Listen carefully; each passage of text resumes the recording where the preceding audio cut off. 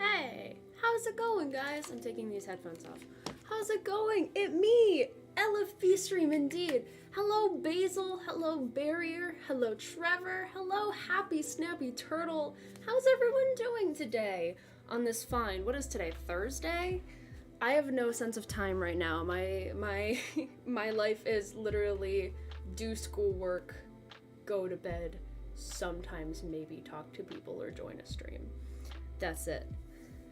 But hey, how are you doing? I want to know how you guys are. You just got off work? That's awesome. Love it. Capitalism, hate it. Sorry, I'm a little bit hyper right now. I don't know why. It may or may not be because I'm streaming. It may or may not be because I did actually take my meds today and I'm about to drink coffee. Fun fact. So, ADHD, coffee puts me to sleep, but if I take my meds, coffee does what it does to neurotypical people, which means it makes me hyper and sometimes jittery, but I don't care because it tastes good. I'm just laying in bed doing nothing. Well, you know what? That's a good thing too, because I wish. I have not gotten enough sleep the last, 2 days, so laying in bed doing nothing sounds freaking fantastic. But as long as, until now, now you're here, hello, hey, how's it going? There's a kitty behind me. You wanna say hi, Gatita? I don't know if it picked up very well, but she said hi. Well, hello there. I'm gonna refer to you as Darkwood because it makes my brain hurt less. Hey. How's it going? And I'd say enjoy doing dishes, but ick. Just ick. Not the chore, but just the wet food on the fingers. Gives me heebs-jeebs. Hi, my phone's being stupid with YouTube. Aw. Ghoulish Gengar, there are so many people in here right now. Hey, how is it going? How you doing? It won't let me do double screen. Aw. How has your day been, Gengar? I'm gonna take a sip of my coffee. By the way, this is the cutest cup I have or will ever own. Trevor got it for me recently, and it is the cutest thing I've ever seen. It has a little moth on it. I'm obsessed with it.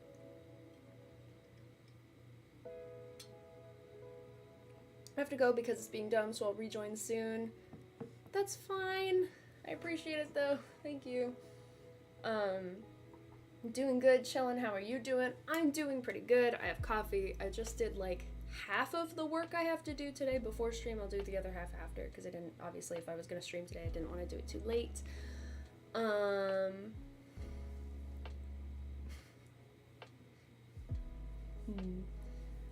playing Pokemon Scarlet. Awesome. We love it. I am so annoying. I'm sorry. Giving the most basic answers. I don't know. I'm in a weird state today.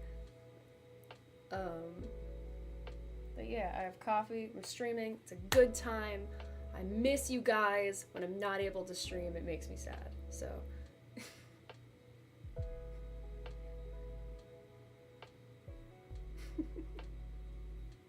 Well, thank you. I appreciate you combating that, but.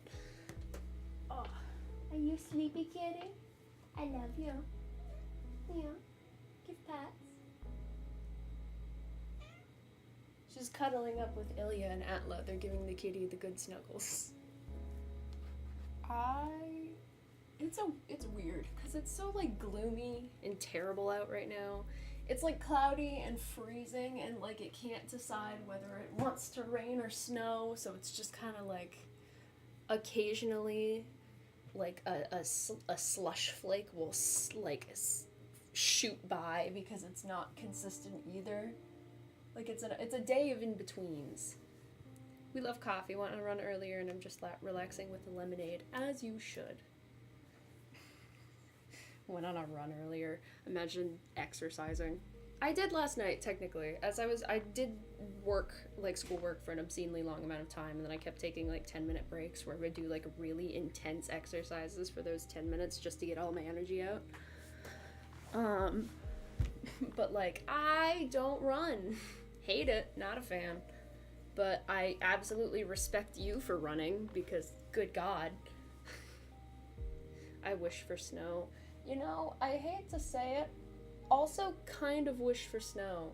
Just because, like, I hate the cold, but I don't hate winter. I really like the snow, but the problem with upstate New York, the snow never stays. Update on workers' comp. Alright, I'm all ears. I'm all eyes, I guess, because I'm reading it. It snowed last night. Yeah, there is no snow here. It is just grass. Which, I mean, is fine. It's okay for me walking to class. Like, snow is bad for travel, but also we got like 3 days of snow for this winter. It sucks. It would just be like, oh, it's snowing and obscenely cold, and it's melted. Such is the life in New York, but it's always very sad. I did get to make a snow chair, though. I don't know if I got to stream and talk about my snow chair at any point, but I had gone to KJ's, and slept over and had fun, and it had snowed, like, right before I went, so, like, the snow was the perfect consistency to, like, make snowmen or whatever, but, I was gonna make something, and KJ was like, I need to sit down, and I went, I'll make you a chair, and I spent, like, an hour making a snow chair. Hold on, let me go through my gallery to see if I can find it. Da-da-da-da. I need to show off my snow chair, my absolute snow skills. It looked like Steve's thinking chair. There it is. That's a video though. We don't want that one. So this is me in my snow chair. I don't know how hard it is to see, but I was very proud of it. And I have a picture of me also sitting in said snow chair. Ignore my not hat. It's like a face cover or whatever. But I ended up wearing it as a hat because I was given it as a joke, but it kept my ears warm, which is what really gets cold. So I kept collecting snow up here, which finished the hat. But I was very proud of my snow chair. And then this is KJ's little brother Tobias, and he insisted that in front of the chair we have a TV. So that's an entire sheet of ice from like a wagon he has.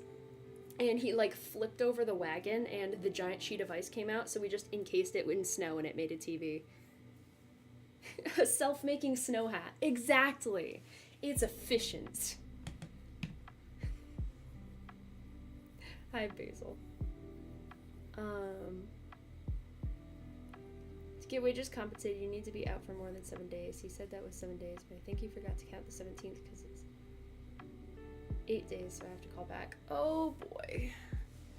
What fun. What merriment. Yay. I run, work out, and get 5 hours of cardio when I'm working. I am a lazy... a bad word.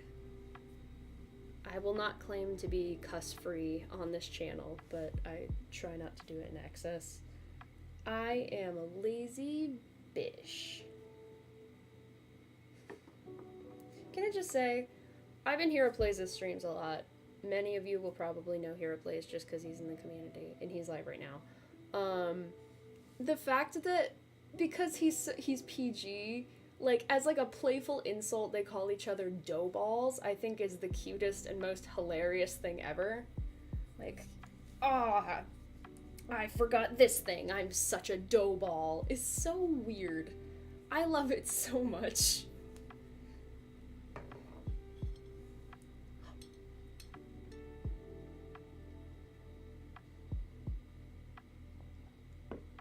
I hope you guys like the music I chose today. It's still by Lofa a Geek, but these ones are a lot more mellow, which I, kind of fit the vibe I wanted for today. Why is it so windy all of a sudden?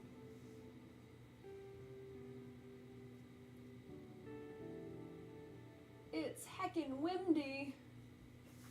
I just heard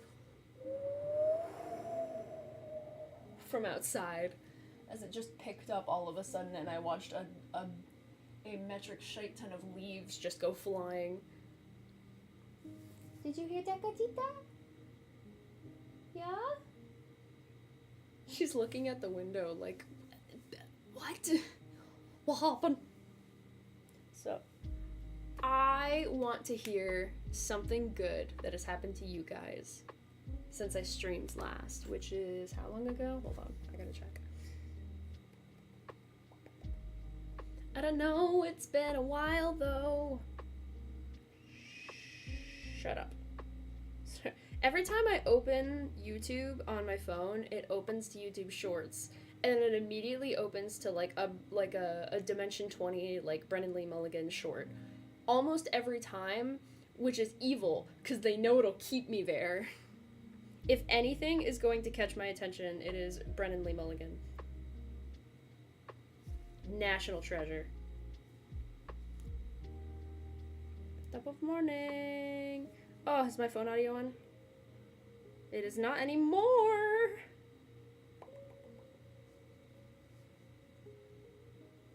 We're at 487. That's really exciting. I'm sorry. I wanted to get to 500 for such a long time, and we're like 13 away. That's cool. Anyway, the last time I streamed before this was 2 weeks ago. So I need something good that's happened to all of you guys within the last 2 weeks. Literally anything. If you can't think of anything, think of like something small that happened today. It doesn't have to be insane. You could just be like, I saw a pretty bird or something. But I need something good from each of you. Tell me the positivity in your life. I have a poodle. I mean, that's a good thing for you. For context, I know Trevor's poodle, and I don't like his poodle, but celebrated your birthday last night. Wait, was yesterday your birthday? Hold on. Wait, was yesterday? How many birthdays are in January that I don't know? There have been like 3 birthdays that people have told me like the day after. They're like, oh yeah, it was my birthday. Yesterday, I'm putting in my fucking calendar. You son of a gun. Tap to create.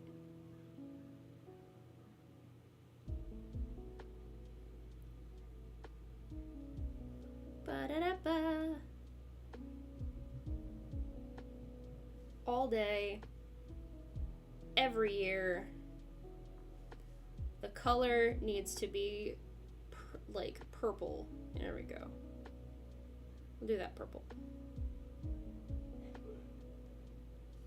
It's in my calendar. I have your birthday now. I'm collecting everyone's birthdays. Slowly but surely. Eventually my calendar, like my Google Calendar, is just going to be like 365 days of birthdays that I have to remember to wish people.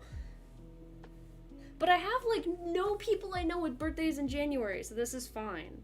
Because I went from having no written down birthdays in January to, I think like 4 or 5 at this point. You have 1, 2, 3, 4. Yeah, 4 right now.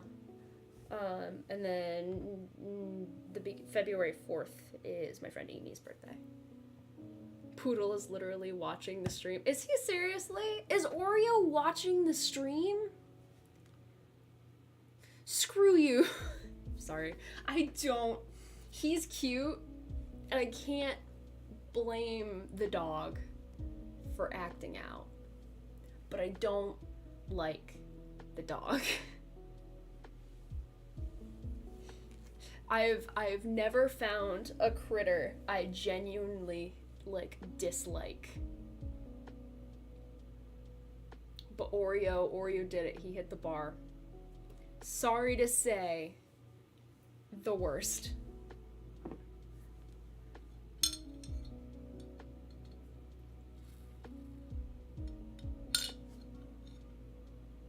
In other news, I have top of the morning coffee and I couldn't be happier. Not only do I have top of the morning coffee, I have high noon, which is like the rare that's not what I meant. Limited edition 2022 one, and shut up, Trevor. I'm very excited about it. I have this, and the reason I have it is because my aunt got it for me for Christmas. But because she got it for me for Christmas and my aunt likes to go overboard, she got me 2 Morning Glory, which are ones I like,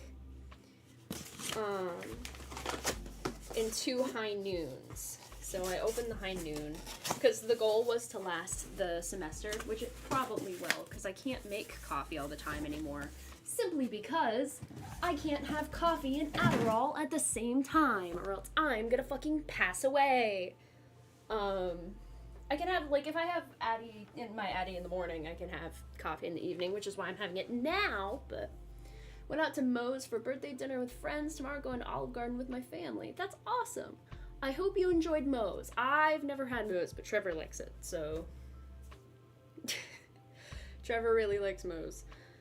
And have fun with Olive Garden and everything. And now that it's in my calendar, happy belated birthday! Hold on.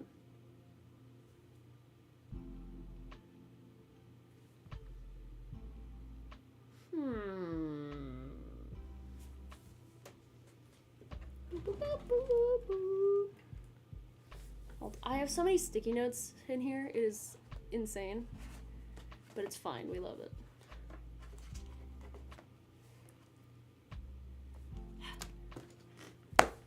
With the power of my incredibly shitty art skills. Give me a minute.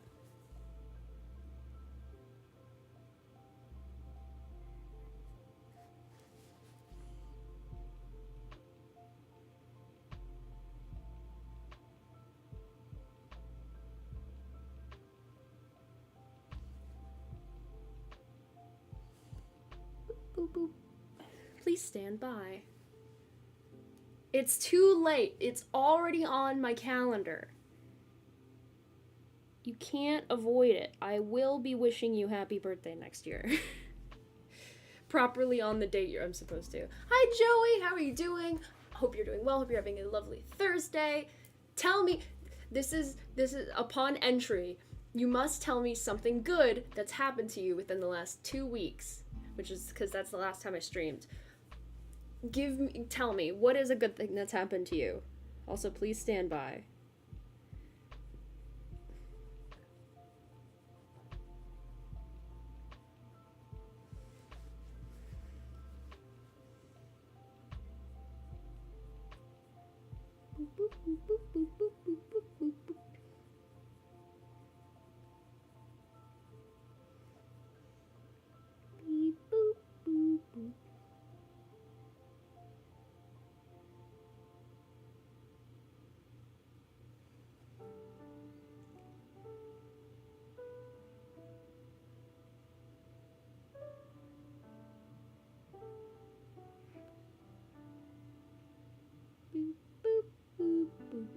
Please stand by. Art in progress.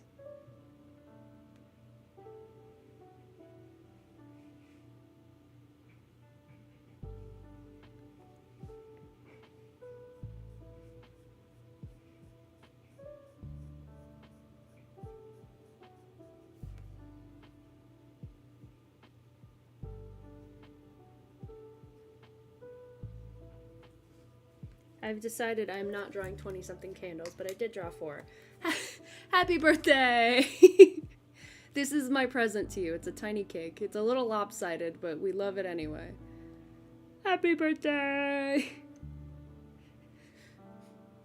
Hold on.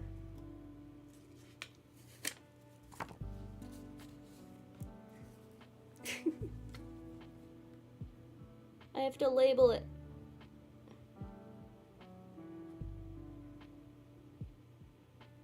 This is officially Gengar's cake.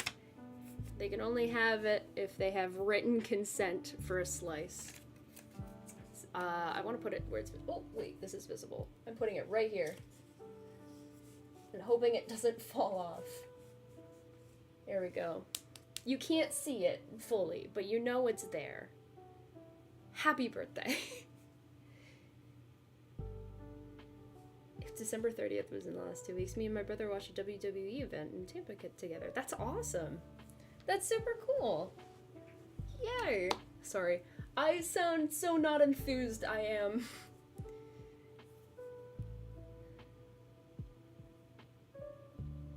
You are absolutely, you deserve all of the cake, all of the good things. I've talked to you in VC like one time and then in various streams a few times, but you're a lovely fellow and you are a pleasure to speak with. So that deserves a cake all on its own. But it's your birthday. Yesterday. But still, I'm celebrating it now because I didn't know. I really like, I don't know, celebrating people, which is why I like knowing about birthdays, because I like, it's not about the presents, though obviously I will give presents to like my inner circle people and stuff like that. Like, I just like celebrating life and celebrating the people around me, and I realized post spending this last birthday with Trevor that like, I don't know, like my birthday has just been like a day, and it's like maybe I'll get like a dinner item I really like and a few presents, but it's never like, I'm not, I don't know, it's more of just like a day with a few special things than like a special day. So I like to, I don't know, I like to celebrate people. It makes me really happy to let people know I appreciate them. And I will go very, very overboard celebrating birthdays in general, which, fun fact, a person I will not name stopped being friends with me, I think because of a lot of other reasons, but one of the big reasons they told me, and the reason it happened, is because I publicly was like, happy birthday! They hate their birthday, and they told me that like 6 months earlier, and then we didn't talk for 6 months, so it completely left my brain, so I just went like, happy birthday! Hell yeah! Everybody say happy birthday to this person, and they got very upset about it, and like, that's, I didn't mean to upset them, that was never my intent. I felt very bad about it when it happened, but so if anybody doesn't want me to like publicly be like, hey, happy birthday, DM me about it, just be like, hey, can you keep it on the down low? I'd be like, all right, cool, sorry. You're a pretty cool chick. Whenever there's another VC, I'll hop in. Thank you, I appreciate that, and I look forward to it. Presents are presents, but I like hanging with my friends and just relax and doing whatever. Absolutely. Also, I think, like, once you get old enough, presents are, like, they're nice, but they're just stuff. Because recently I figured out, like, I have too much shit. I have too many things. I have too many items, and I keep trying to like clear stuff out, and then my birthday or Christmas or whatever rolls around, and then people are like, here are some things, and I'm like, thank you, they're really cool, but I don't need them. I don't need stuff. I enjoy spending time with people. I like opportunities. So honestly, as I get older, I'm wondering if I get like one gift from because like my parents or whatever and my siblings will give me like a couple gifts, and I'm like, how about you give me one gift and then all pull together and then we can like go do something like a trampoline park or something fun, you know? What's my birthday? My birthday is November 27th, which is a ways away.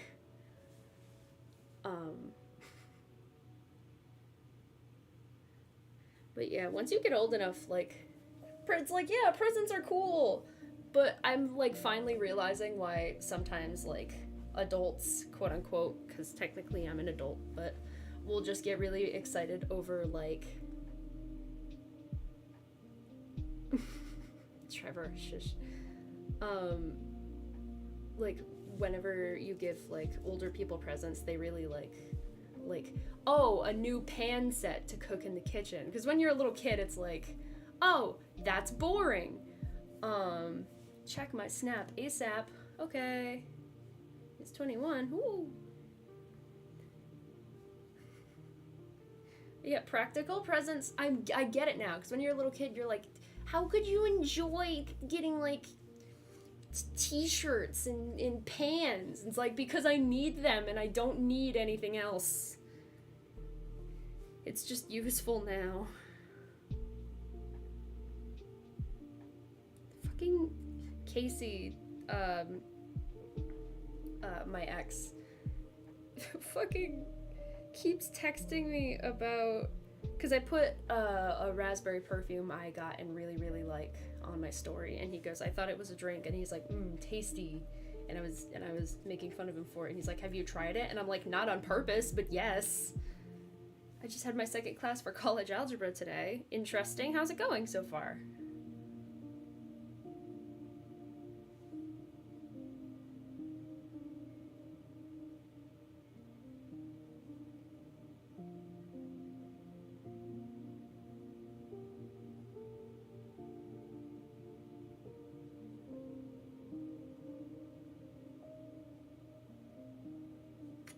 Sorry, that's T. I've added you to my calendar. Oh no, no, don't do that.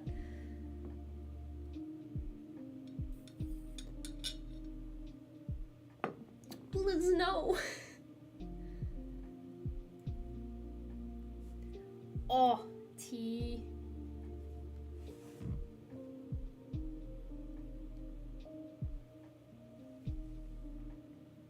I can't talk about it. God damn it.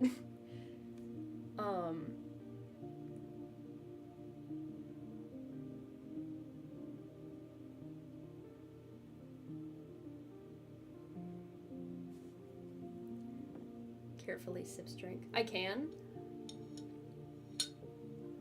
I have consent to talk about it. I now will be saying happy birthday every year. Oh boy. Okay, just to, so it doesn't keep distracting me. KJ over here is my best friend. I am a psych student. I suggested to them upon doing work for my psych classes that I realized they fit the diagnostic criteria for a specific personality disorder. So I was like, hey, maybe you should bring this up to your therapist. And they brought it up to their therapist today, and their therapist asked them a lot of questions and went, I have to talk to my supervisor about moving forward with a diagnosis.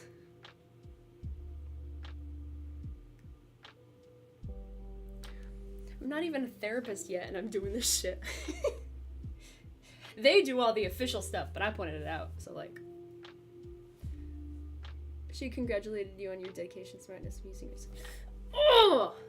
Oh, the serotonin! Sip my coffee.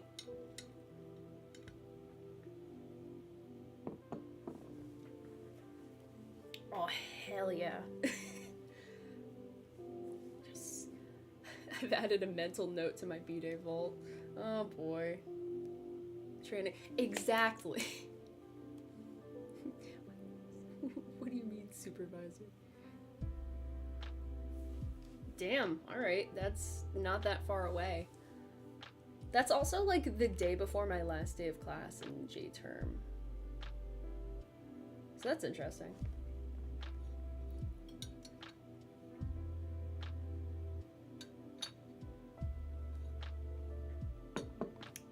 Trevor, you gotta stop. You're stroking my ego. I'm gonna get big-headed.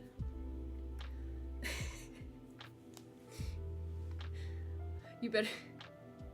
Hold on, you better be careful.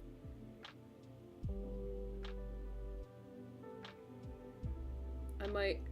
Oh no! Oh no, it's happening! Oh! My head, it's getting bigger! God, it will not get big enough though. Oh! Hey guys. Hero plays raid right now! Hey, how's it going? Don't mind me getting a big head. Hold on a minute.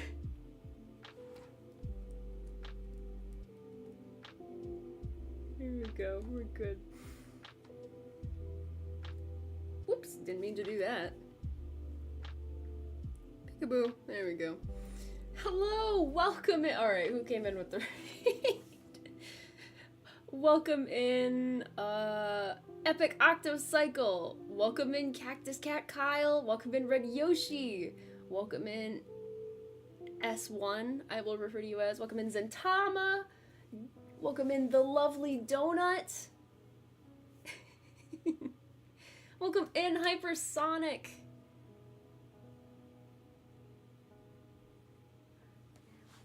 Welcome in Freddy. Thank you guys so much for the Hero Plays raid. If one of my mods, aka KJ, could get Hero's link for me. Thank you so much, my friend. Welcome in Skull J33. Welcome in Wolf Linux. How is everyone doing? How was stream? How did everything go? Did you guys enjoy it? Did you have a good time? Thank you guys so much for coming in with the raid. For any of you guys who don't know me, you might see me in Hero streams pretty often. My other account is just Caitlin.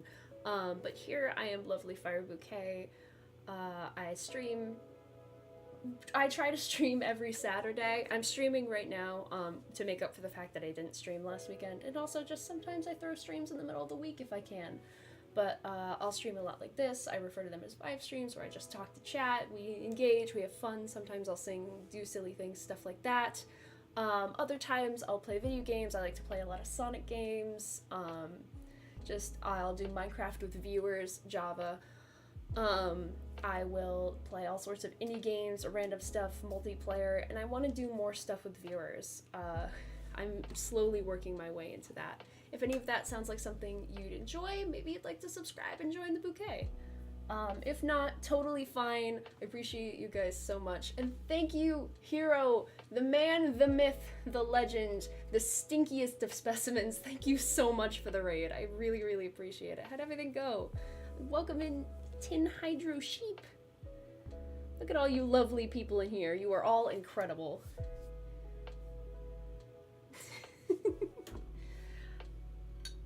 Gotta get my sip of coffee. I gotta prepare for this.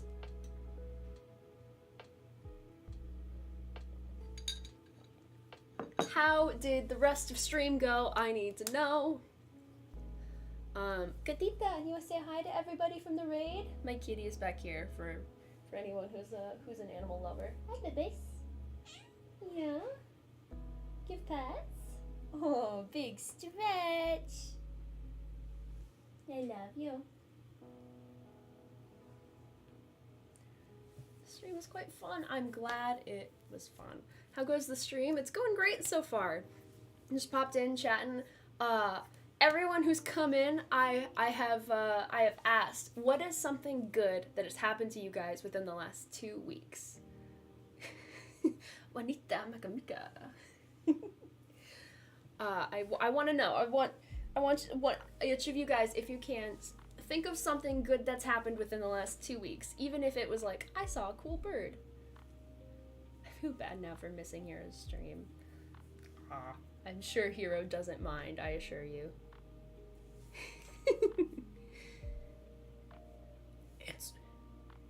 Answer the question.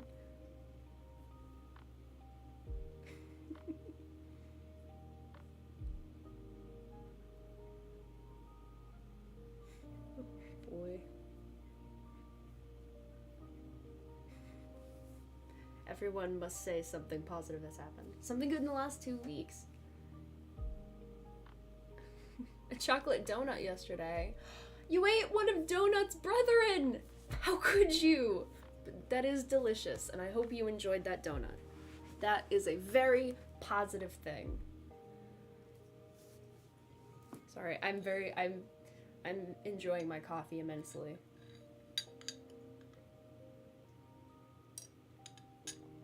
You had to. Me. What's something positive? Well, something positive is I'm streaming right now, and I got rated by this super awesome, amazing Hero Plays. But other than that,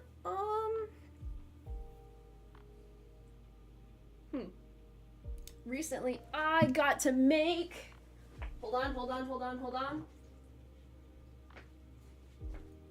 A Lego bouquet, and I like it a lot. Trevor and I made it together. Look at it. Look at all the flowers.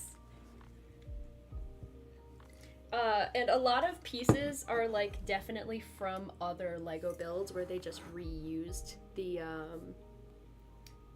like the molds. Like here. For one of these roses, the leaves on them are very clearly just pterodactyl wings. But they're fun and it's creative. And I'm very excited, one, because I honestly didn't think upon getting them that like the Lego flowers would honestly be this pretty. But also the fact that it's a bouquet that will never wilt. Which is very nice because I love flowers, but the two biggest things with them is I have a pollen allergy, so once they start to wilt and all the pollen is falling off them and getting everywhere, it kills my allergies, and then eventually they wilt, and it's very sad. And I do like dry them and hang them up. I have some roses and daisies up there, but I don't have to worry about these ones. They will stay bright and lovely, and I'm very happy about it.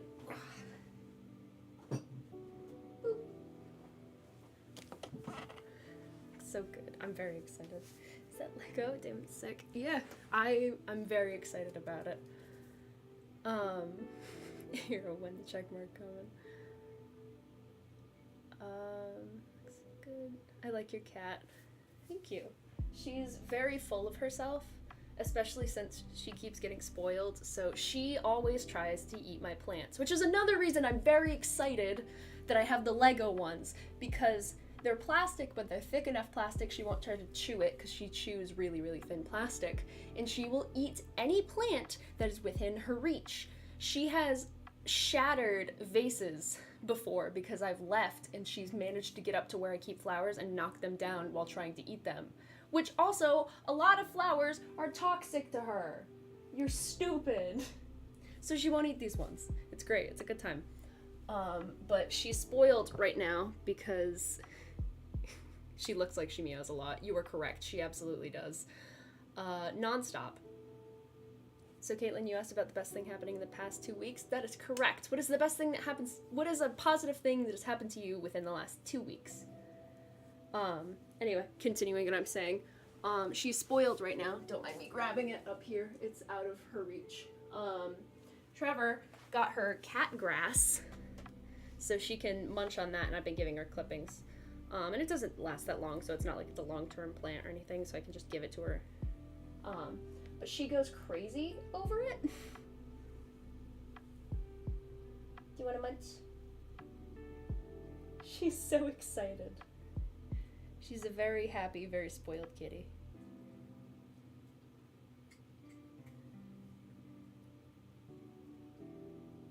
Here you go. Okay, so doesn't that mean something's wrong with her intestines? To clean them if there is something wrong. No, she doesn't go outside. She's a 100% indoor cat.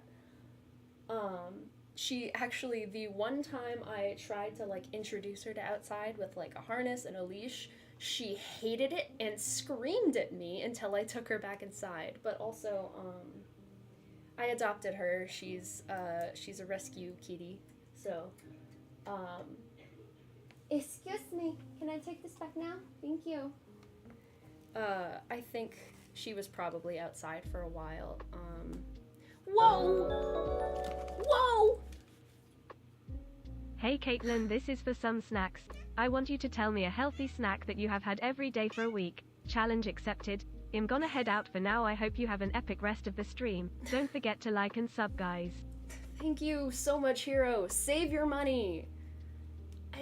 Seriously, save your money. Excuse you. Yeah. But, okay, fine. I will tell you a healthy snack I've had every day for a week. But seriously, thank you so much, and everybody, if you, people who were in here before, if you haven't, go sub to Hero. No more grass for you. You're going to eat it all. But it's good for you, but I don't want you to eat too much and puke or something. Healthy snack every day for a week. Okay. Starting tomorrow. Thank you, Hero. Seriously, I appreciate it. Save your money, though, but thank you so much. See you later. Have a lovely day. Thank you so much for the raid. You are awesome. I subbed to you. Why didn't the sub goal change? Ugh. Sometimes, first of all, Streamlabs has been funky lately. Second of all, sometimes it doesn't tell you, or sometimes it's delayed, so perhaps maybe the subscription notification's a little delayed, hopefully, maybe, and it'll pop up. I don't know, we'll see. We'll know when I get jump scared by the sound effect.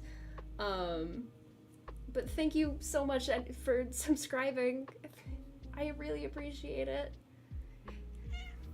Can I help you? Yeah? Really? You are not getting any more grass. You have a problem. You're spoiled. You baby.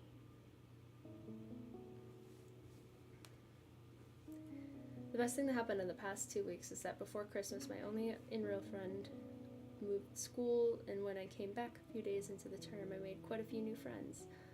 Oh, that's awesome! New friends are great. I'm really excited for you, Zen. That's awesome. I'm gonna put the grass back real quick so she doesn't keep trying to crawl on my desk to eat it. You can have one more. And by the way, in reference to like eating plants before, some cats do eat grasses and things to like help clean out their digestive system and like help with digestion. She just really likes the taste and consistency of plants. Like, she's completely healthy, she's fine, her fur is super soft, like she's a little overweight actually, but she just really likes eating plants. It's a problem.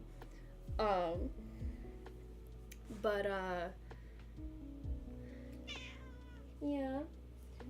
I adopted her, and what I can only assume happened to her, because she is so friendly with people. She had people, she was dumped outside, she was stuck outside for a while, and then she was rescued by the shelter and everything else, and then I got her.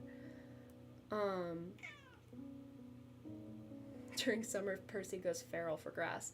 Yeah, a lot of grass is bad for them, especially like outdoor grasses can be kind of problematic for them, but this is like special cat grass, so it's much healthier for her. And because I've given her little bits of like outdoor grass, it's okay for them, but it's not the best. And I think she has a more sensitive digestive system, because she did puke from like the tiniest bit of outdoor grass, so I didn't give her any more after that, but she's been totally fine and loving this. So oh my, I forgot to sub on my new account, sorry. Never apologize. Also, can I help you, ma'am? Yes, we're talking about you, pretty kitty. Hey. Ma'am. Sweetie. Fun fact, when I was going to adopt a cat, I was actually heading to adopt a completely different cat. I was going for another black kitty in the shelter named Ember, but when I went there with the person I was adopting with, because technically I was too young to adopt by myself at that time, so the cat is now in charge. Yep. I went for a different kitty, but the other cat, Ember, just like wasn't having it. But Juanita here was super friendly and curled up in my lap and was all snuggly and loving all the pets and the attention, so I brought her home instead. And now she is my baby, and I would not trade her for anything. She also purrs obscenely loud. Like, I'm gonna pull the mic over here for a sec.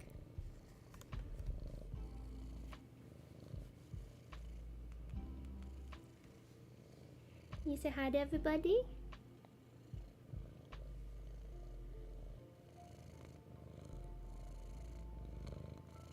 Happy kitty. Zentama has joined the bouquet! Huh, interesting. So that one went through, but was it Hydra Sheeps that didn't? I wonder if you have your subscriptions public, because if you don't have your subscriptions public, it might not go through. But again, thank you so much. I appreciate it. So don't worry about the channel getting destroyed or something from subbing on this account. I no longer use my old account for reasons, so I had to start this brand new channel because of that. It's okay, I get it. And I know the use of alts isn't always good, but like generally when people sub, it's because they use said account, so I'm not particularly worried. Anyway, I mean, it's not like I made the channel for the subscribers anyway. It's like a standby goal that I do keep an eye on because I'm proud of every number that goes up because that's a new person I've met and a new opportunity to help people and make people happy. So in a way that number does matter to me, but at the same time it doesn't. I want to keep growing, but that's because I want to keep meeting people more than I want the channel to get bigger and bigger. So I don't want people to get purged, but I also don't really care all that much.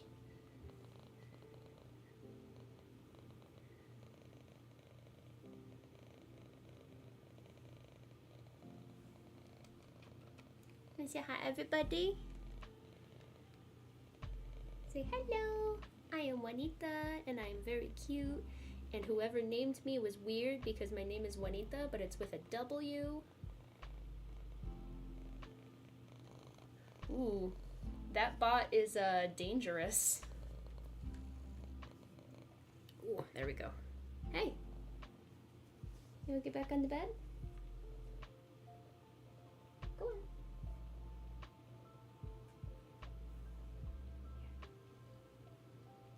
Go on. I got you. I'm not gonna let you fall. I promise.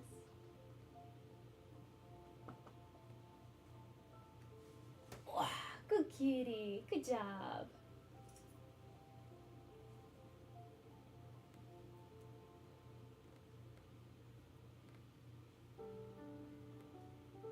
There we go.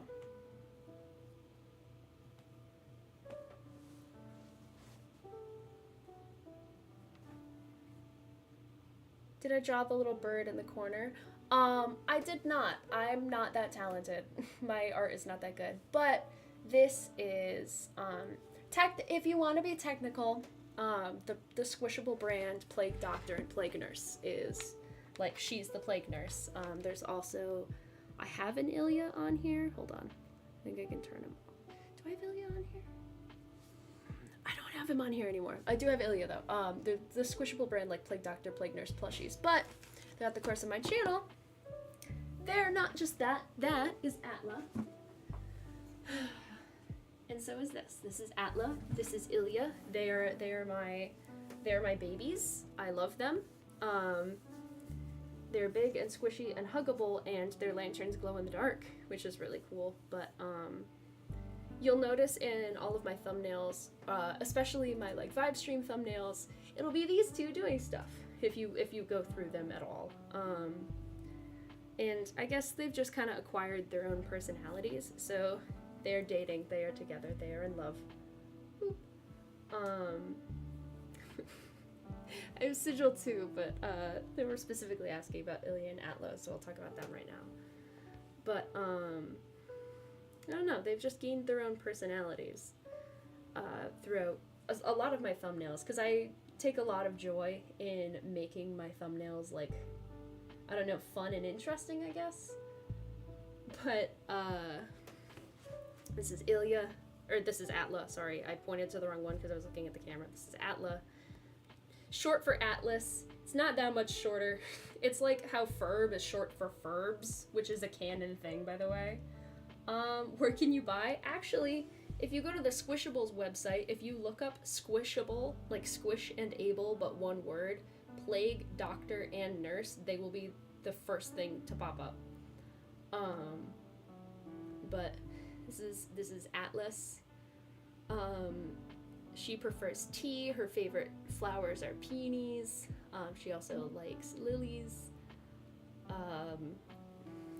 She's very calm. She likes reading. What other personality have I given you? Both of them are fans of roses. She likes scary stories. Tiny, there we go. Now it's notified. Thank you so much again for joining the Bouquet. I super appreciate it. Thank you. And this is Ilya, which is short for Ilyushka. He's named after a plague doctor in a game I really like, the Arcana. He prefers coffee. His favorite flowers are lavender, roses, stuff like that. He takes antidepressants because he is here to normalize meds and mental health issues. It's okay, Ilya. What kind of spices are in her snout, do you think? I don't know. A lot of sweet things. She's very gentle floral scents. This guy's definitely got cinnamon in here. But I don't know. They've just kind of become like a huge part of my channel unintentionally. At first I was, the art I used to use was made by a person I no longer talk to, so since I no longer talk to them, it felt wrong to keep using their art. And I tried to, you know, like, well, long story short, I had them because I love them, and I started using them in my thumbnails, and sooner or later they just kind of had like a big personality of their own. Paprika. Fun fact, I have like a weird array of spices and things in my room because for anyone who doesn't know, I am a spiritual human being who... Did you draw them? I did not. It is the official art from the website, so like, were my channel to get big enough, they could probably yell at me to stop using them, but that's never gonna happen, so, because I don't... Also, I'm very honest in where the art came from, but... Does my cat have a favorite toy? Yes.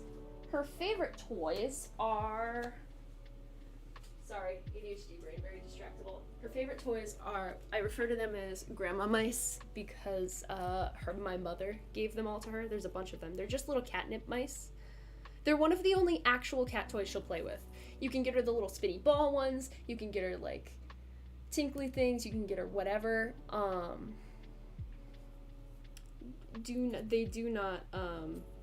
She does not play with normal cat toys for the most part. She'll play with trash and anything you leave on the ground. And these. Her other favorite is, yes, Trevor is correct, bouncy balls. Do you want your grandma mouse? Yeah. She's like, you're not gonna throw it for me? I was showing him off. Don't look at me like that. Don't look at me in that tone of voice. I love you. Yeah, I'll chuck your mouse. Kobe. I saw those eyes change. You're thinking about going to play, huh? What website? Hold on. I can get the link for you in a second.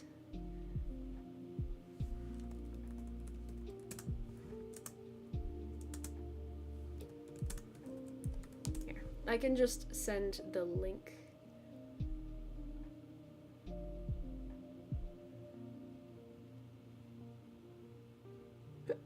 Excuse me.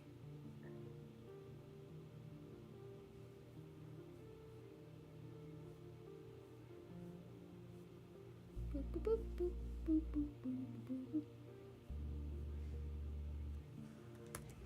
They are from... Don't know why I did that in like the bring honor to us all. Boop. There we go. It's from there.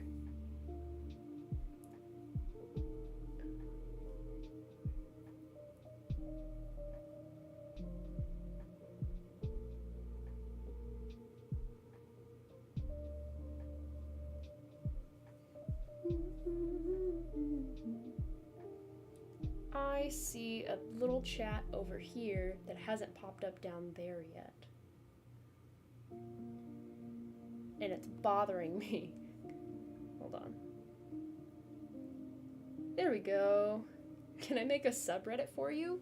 You absolutely can. I don't see why not. Sure. Not sure how many people would be visiting that subreddit, but I do appreciate it. Gengar's cake keeps falling. Stay. Hold on. I need a piece of tape to hold it up. Sticky notes are not that useful. Or at least the heart ones aren't. There we go. Piece of tape. That's not falling down anytime soon. Do you play D&D? Yes, but no. Like, I have played D&D, but not very much, and not for a long while. But I do admire it a lot, and I love hearing stories from people who do play D&D actively. KJ, one of my mods here, yep, she has been summoned. KJ plays D&D every so often with their group.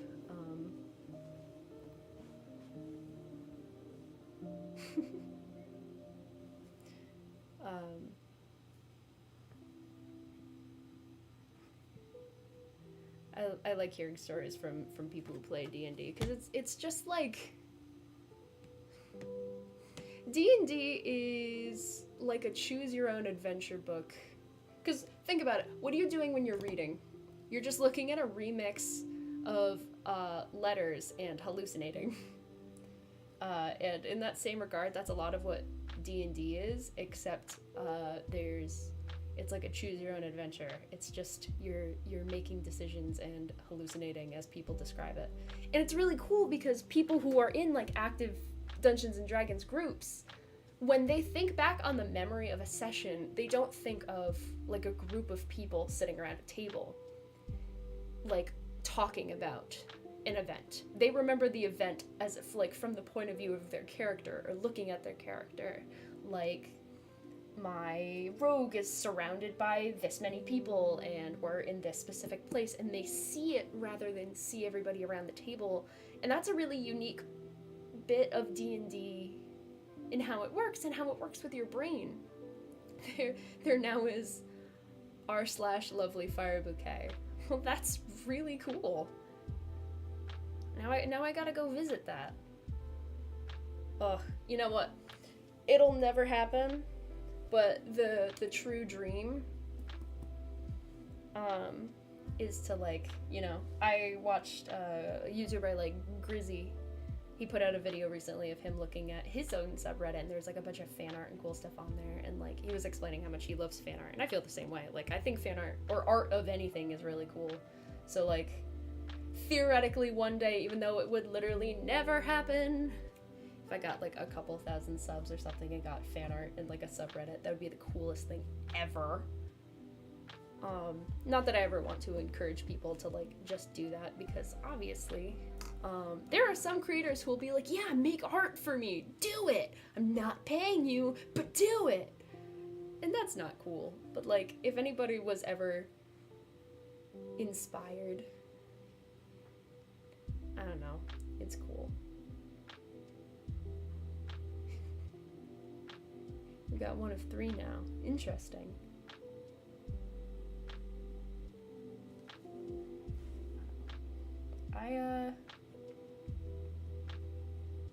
I'd love that. I really would.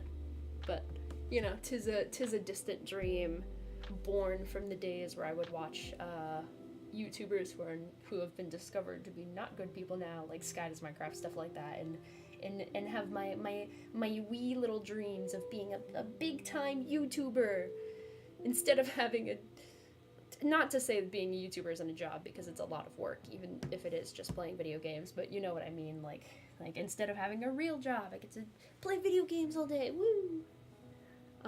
And that'll never happen, but honestly, I would be so surprised, and also maybe even somewhat afraid if I ended up getting to, like, 1K ever. Just because, like, I never want to exceed the point where I can't talk to my viewers. Hi, Toy Bonnie. Welcome in. How are you doing? Hope you're doing well. Hope you're having a lovely Thursday. How are you? And I've been asking this of everybody who comes in. What is something good that's happened to you within the last 2 weeks? So it could be something big, like you went and had a fun event, or something small, like I saw a pretty bird the other day. What's one positive thing that's happened? What inspired your channel name? So funny enough, it was actually the name I used on Tumblr many moons ago when I used it for a short period of time. I still have a Tumblr, I just don't use it. And I just was randomly generating names because I couldn't think of any, and then right after one another, I got Lovely Fire and Fire Bouquet. And I went, Lovely Fire Bouquet, that's very long but really cool. And I got attached to it, and I just said, when I ended up making my, before this, actually,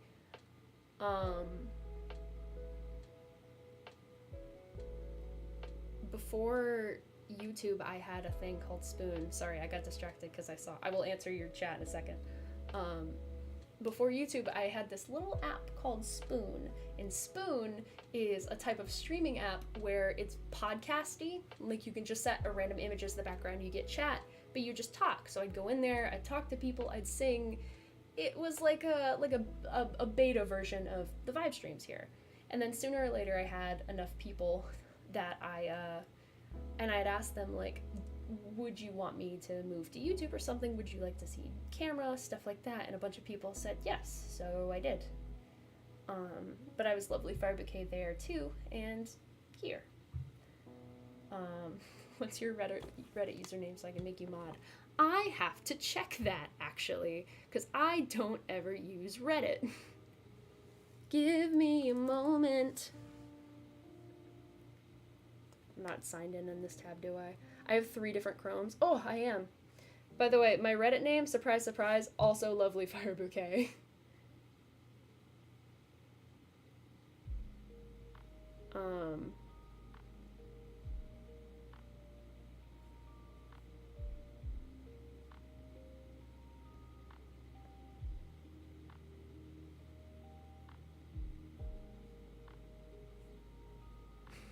I've not done a lot with this account, so don't worry about it, but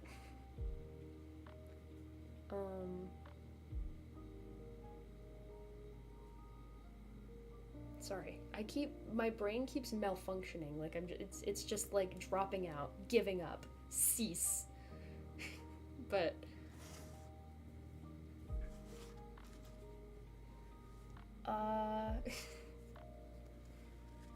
alrighty, thank you.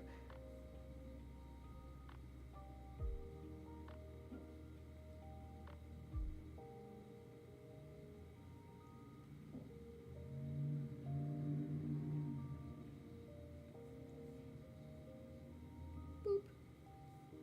Alright, cool.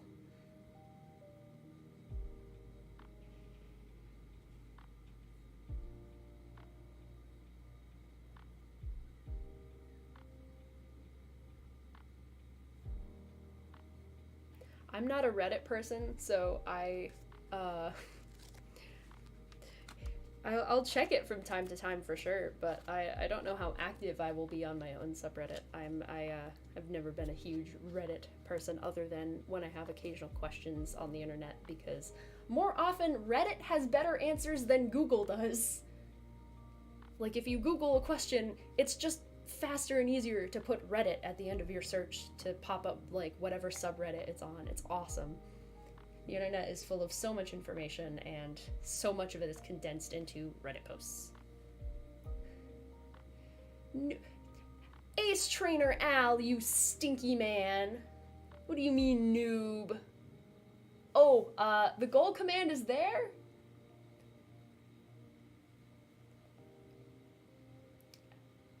I mean, I just need to change Switch games for stream to just games for stream and delete Mario Kart, because technically I do have Mario Kart. I keep having that timer go off, but I never use it. Also, for anybody who is in here, and has been in here for a while, totally not a late Hero Plays raid because my internet went out. Ollie, that is totally okay. Welcome in. Thank you so much for the Hero Plays raid.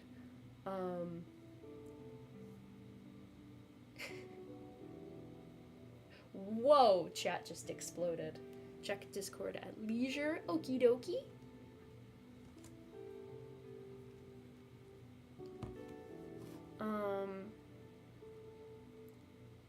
I have a feeling I know what you're gonna say.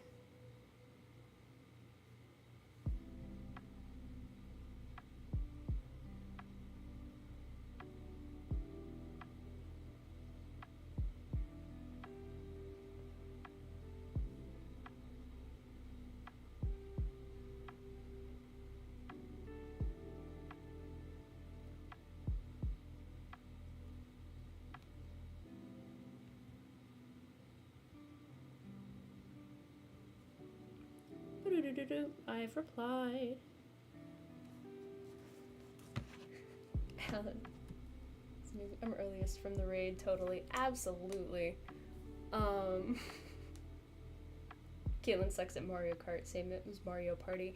Al, I will time you out. You stinky mother effer. Mario Party Superstars is, I said it right, I haven't played it in a while, is the inferior form of Mario Party. The other ones are better. The other ones are so much better, but you know,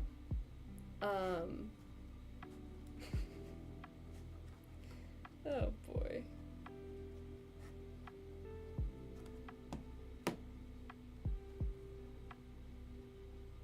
Imagine losing at Mario Party. Everyone loses at Mario Party sometimes, you stinker. So have you at some point. I keep getting distracted. There's so much. I'm not used to so many chatters. I am not gonna lie. Imagine losing at Fall Guys, stinky Al. Even though I can't say anything because I've never played Fall Guys and I don't really have a will to. Help. I have my coffee though, and I'm very happy even though I'm almost out of coffee. Boy oh boy. What an eventful 1 hour and 9 minutes this stream has been already. We got a lovely raid from the Incredible Hero Plays, got some lovely people in here. I've explained the origin of my name, but I didn't explain what it means to me now, because the origin isn't that interesting, but,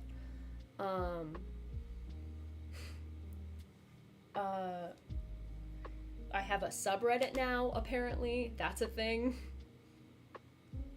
Okay. Just wow. Look at this go. That's crazy.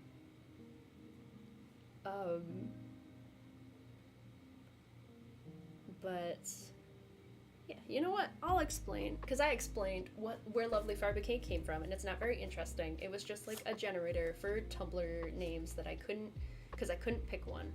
But what it means to me now is very different. Because, I mean, Lovely Fire Bouquet, I've always associated with a rose on fire. That was day one. That's why my icon is what it is, even though I do want to find a person to commission like a nice, like, anime-styled kind of, like, me with a witch hat, like, surrounded by flowers, because I think that would be really cute. I do love that. I'm still looking for a person with an art style that, like, I would love to do that with. And also, I don't have the money for that right now, so it's fine. But, the bouquet isn't me. I refer to it as the bouquet. I refer to the community as the bouquet because the bouquet isn't me. It's a lovely fire bouquet. A lot of people will... Once upon a time, a bunch of people in my streams would refer to me as Lovely, as if it was my name. Some people call me Fire, some people call me Caitlin, some people call me LFB. It doesn't really matter. I don't mind either way. Hi, Lauren! But the bouquet isn't me. It's you guys. Each and every one of you. And if you'll notice, the most beautiful bouquets are the ones that have totally different flowers in them. It's all unique and different and bright and colored and beautiful. And that's what the bouquet represents to me. All of you guys are a flower. You're a petunia. Petunias are good. You're an ace trainer, you're a normal trainer. That's rough. I do also like the idea of, like, what flower each person is, because, like, I'd say I'm a rose, but I don't know. I like forget-me-nots, I like daisies. Depends on the day, what I'm feeling like. I'm a rock. But the bouquet is everybody. The bouquet is all of us. Every single person in chat and stream, every person who hits the subscribe button for some reason, all of you guys are members of the bouquet. This channel, these streams, would be nothing without you. So when I say welcome to the bouquet, I don't mean welcome to the channel, come watch me. It's welcome to this sweet little community I've collected, and thank you for joining, and I hope, everybody can just have a good time. And it makes me really, really happy when there's people in chat I can talk to, of course, but it also makes me really, really happy when people have conversations with each other in chat as well, like Al and Ollie arguing and being silly right now. Like, when there's enough interaction, it's not just me, because I don't want it to be all about me. As funny as it is being a streamer, I've never been a person for attention. It's just not who I am. I am here, however, for connection and communication and talking to people, meeting people, knowing people, because this is a big social thing for me. Which is why I say, like, I miss all you guys when I'm not streaming, because I do. Because I enjoy talking to you, and I enjoy getting to know all of you. And by the way, Lauren, I hope you enjoy your nap. I see that message. You guys are all, in my eyes, you're all friends. You may be friends I don't know all that well, but all of you guys are really lovely, sweet, great people. I stole Tommy. Nice. Al straight up ignoring barrier. Damn. But yeah, all you guys are important to me, and I care about the well-being of all of you. And I'm always open to, like, DMs or anything else, or messages, stuff like that on the Discord. Anyone who wants to join the Discord and is not in the Discord, also, you have to be 13 or older. Discord's rules, not mine. But the link is in the description. The link to the Discord is at the top of the page, and just like my channel page. Feel free to join if you like.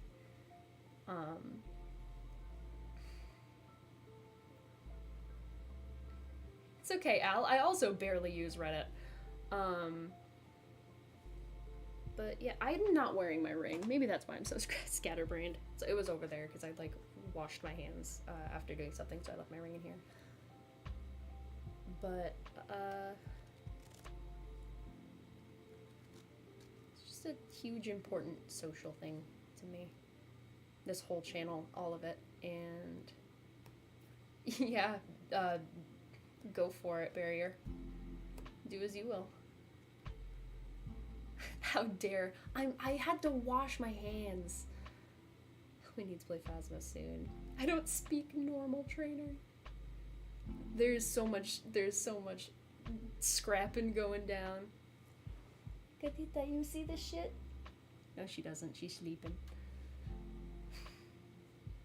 I keep losing my train of thought, and I'm not sure why. Like, I'm just very airheaded right now, I guess.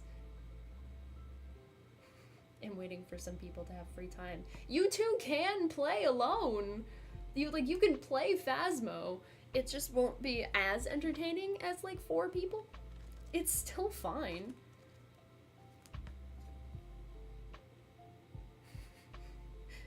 What is Ollie saying? I'm just gonna assume it's that he's bad at gaming. I keep waiting for you to misspell Ollie as oil. I've been waiting for that this whole time. At least 3 for a guinea pig.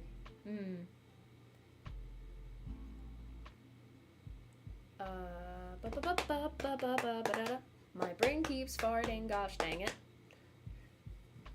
There are 9 people in here right now. That's crazy. Can we talk about that? That's a lot of people.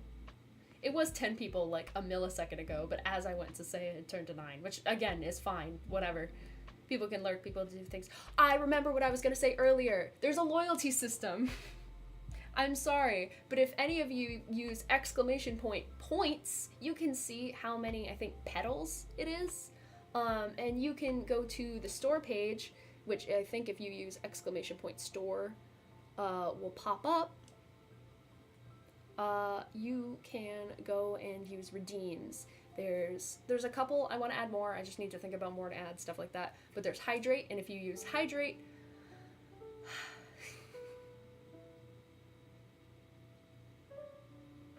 petition to turn Ollie into oil, in row, into, I'm poor. But, if you go to the loyalty store, not my tip page. Emotional damage! I think that popped up in, like, my mic audio. It was so loud. Emotional damage. That's one of them. There's emotional damage. There's hydrate, and if you use hydrate, I have to take a sip of water. Like that. God damn it, I gotta go grab a water now. Fucking out. Water's over here. There. Hydrate has been used, I gotta do it. Ah! Nope, that's the other one. It's just a crow call.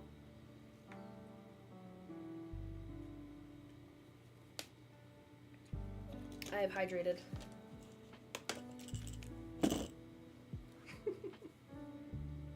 The crow call needs to be longer. I mean, maybe. I just had to, like... When I make redeems, I have to find sounds for the redeems that doesn't annoy the fuck out of me, because if people end up using them, like, sequentially a lot, I cannot get tired of the noise. Like, KJ says that she hates the sound of the hydrate command, but I couldn't just do a bloop because it would annoy me too much, so that's why I did the blurp kind of weird noise I did for hydrate, because it's a water noise, but it's also one that I won't get tired of. Because,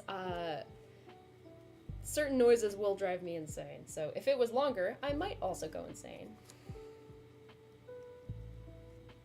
Huh. I gotta hydrate again. Gosh dang it, Al.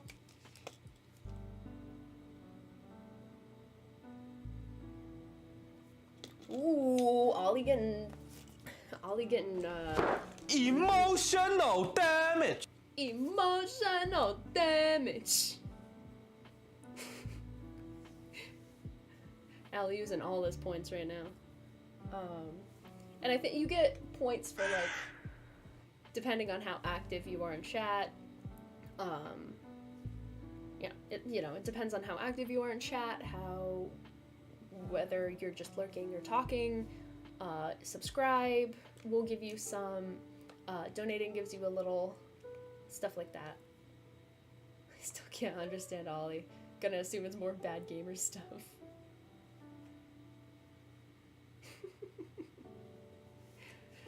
getting some spice in here, some extreme banter.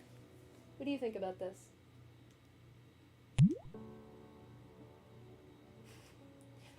Juanita, what is your opinion on the current socio-political climate?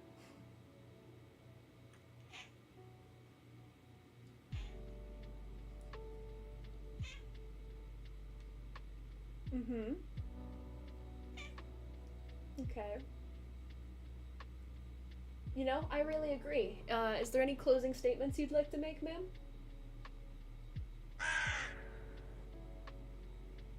There's a crow call. Okay. Thank you, ma'am. Thank you. I hope all those came through on the mic as well as Emotional damage. emotional damage. It's so loud. Like, I have my headphones off and in my lap, and it's so loud that I can hear it so clearly. It's fine. Everything's fine. Stop using hydrate. Stop making me drink water.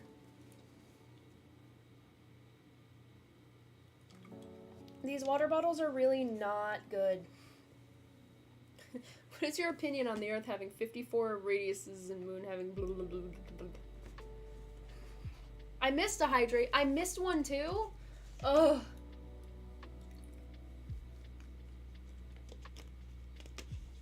If you use hydrate again, I have to get another freaking water bottle. And I don't like these waters, by the way.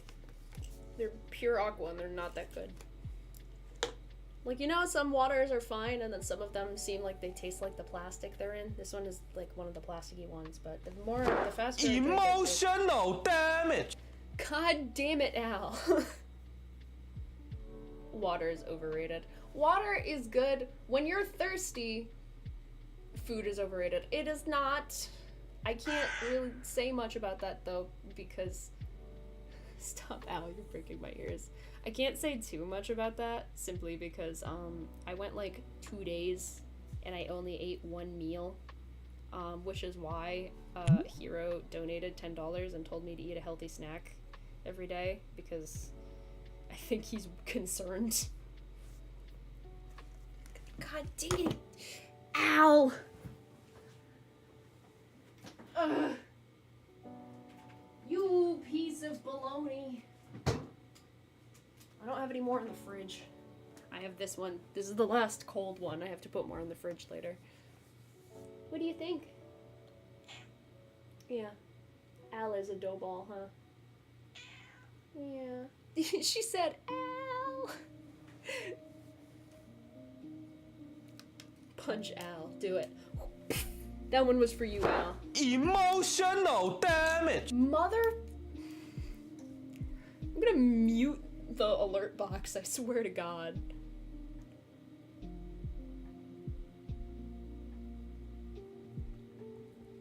You gotta go. That's totally fine, Barrier. You don't have to apologize. Thank you so much for being in here. Thank you so much for spending time with me, being engaged. You have the best rest of your day you possibly can. I'll see you later. Have a great one. Bye.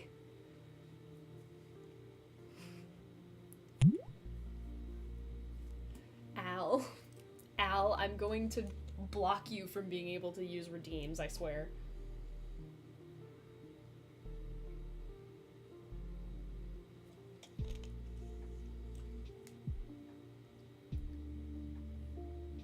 .00010000. Trevor! I do say to drink water, but y'all are gonna drown me. Not my fault you got bad water. Technically, it's not my fault either. Emotional damage.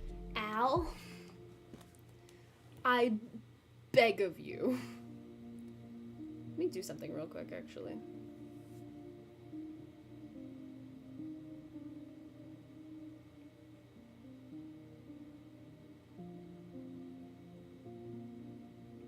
Like, you can't down a water bottle in 5 seconds. I can, but I don't do so unless it's like 3 in the morning.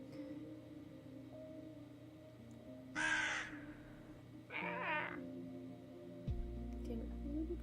I was just checking the Stream Boss like battle settings because I forgot what I put it as. Subscriber damage is 170. And then there's like damage per dollar donation, and then I don't have super chat or memberships, so both of those are 0. Ace Trainer Al used Hydrate. Oh, I see it. I'm just gonna put this on, but I'm gonna turn down the volume because it is loud. Can I help you, Gatita? Yeah? Emotional damage. Al, you're hurting people's ears. You need to cease.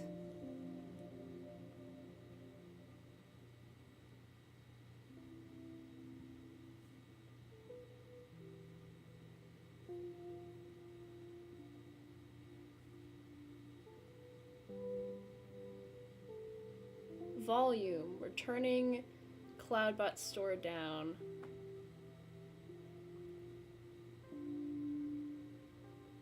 We're putting it at 70. We'll do 77 as a fun number. We'll see if that's any better. I don't know if there was an actual difference there, but it's fine. I can't, Al. Mine doesn't work. When will you learn?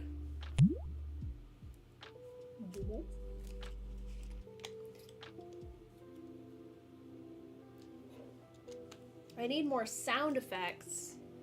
What, just like more sound effect redeem things? I mean, probably. I do, but... Emotional damage. You are... Al, you need to stop. This is so many. You have a problem.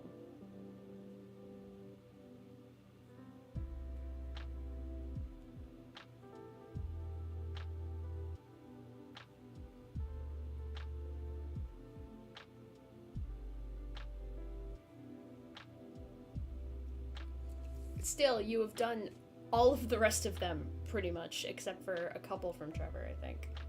You have a problem. Samage blaming you. I will blame you, because it's your fault 7/8 of the time. Ace Trainer Al redeemed Hydrate.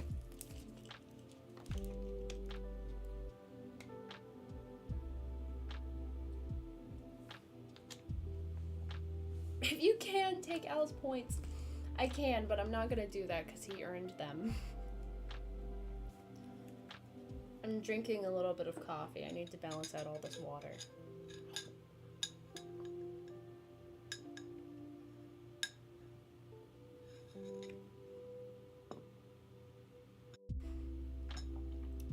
Yeah, I don't want to know what Al will do if I take his points away.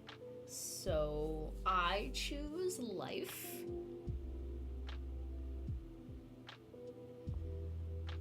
Al will cause extra chaos. The chaos he causes now will be nothing. Yeah, pretty much. Trevor understands. What you looking at?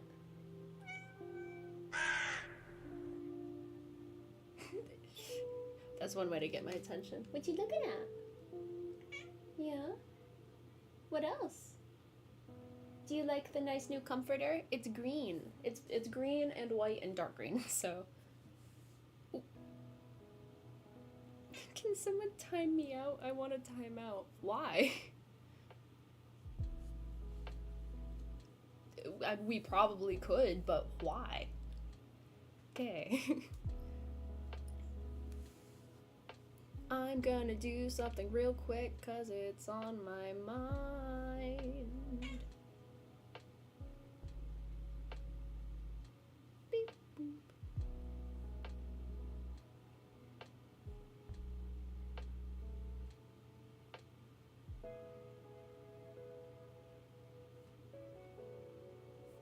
Hold on, I have to do something.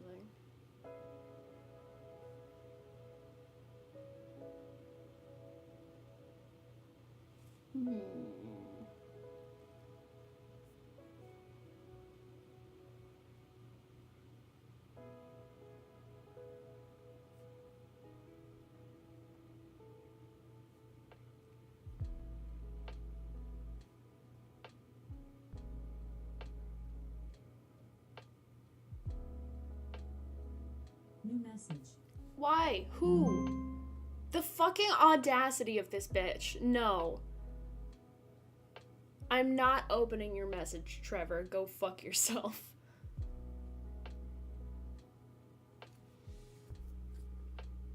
You do not get to message me while I am live and expect me to open it. I will kill you. I will stab you. I will go home, get the knife you gave me, and stab you with it. Delete the message, do it, power move. I was this close to actually deleting the message. I'm ignoring it. Worry about it later, bitch. Do you see the audacity on this man? You sleepy baby, huh? You want pets? Sleepy baby. I love you.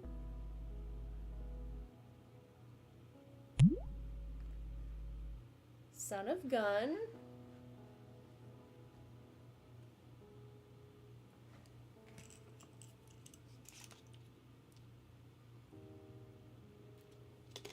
I think the funniest thing is since you've been doing redeems, I've watched the viewer count like slowly drop.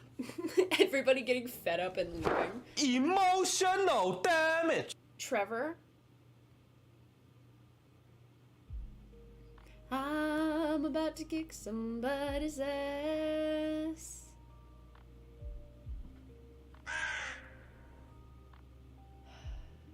Gun of Sun. Hold on. Stream boss is funky. Current boss name is Anatoly. Why is it not showing up though? That is my question.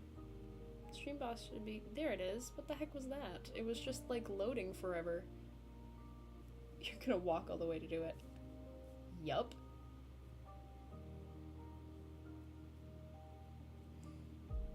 That last one wasn't Al. Ah.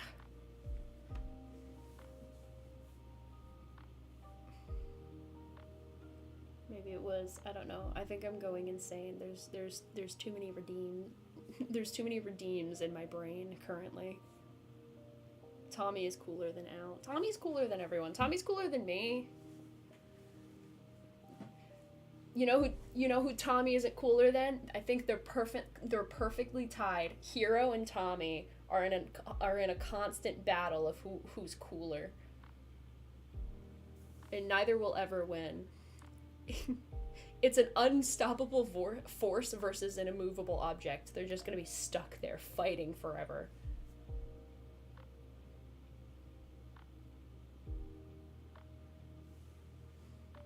Tommy is the definition of cool. Tommy isn't cooler than me. Hi Petra, how are you doing? Okay, but hear me out. What am I hearing out? What's happening? What happened? Ryan Reynolds. Yeah, but Tommy. What do you think? Who's better, Tommy or Ryan Reynolds? Is it Tommy? The cat has spoken. Ryan Reynolds is cute. You know who I think is cuter? Daveed Diggs. Can't tell you why, but that man is so fine. For anyone who doesn't know who Daveed Diggs is, for anyone who's seen Hamilton, he plays Thomas Jefferson and Lafayette. He plays both of them. When I say that man is so fine, when I say that man is scrum-dilly-icious, god damn it, Al! I'm sorry if that peaked the mic. Nah, your cat's the cutest. You know what? That's a fair point. She is pretty cute. Yeah, you're cute. I love you.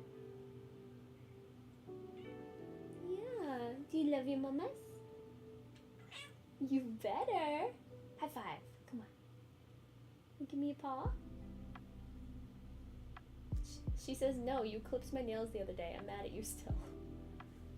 Yeah. Happy kitty. Oh, you couldn't even see her. She's over here. Hi, Bubis. I love you so much. Yeah. What else?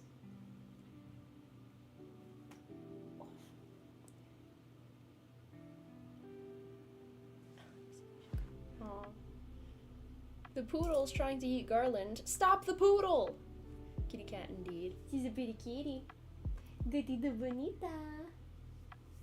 Pretty kitty. Boop.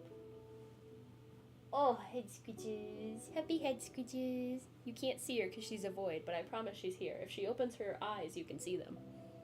There she is. Hi. He's so cute. I love you. I've had so many unfinished thoughts.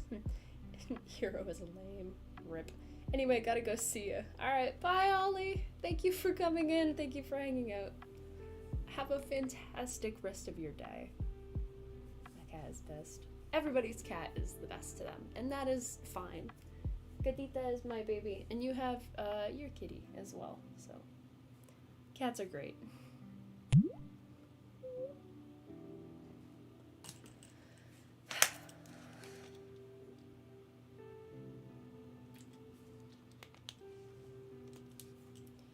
Note to self, never put in a snack command because Al would abuse it. How many points do you have, Al?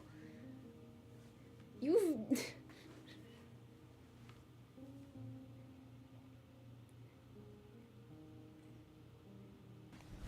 Emotional damage. Names. Well, I know one of them is a yardstick because he only has 3 feet.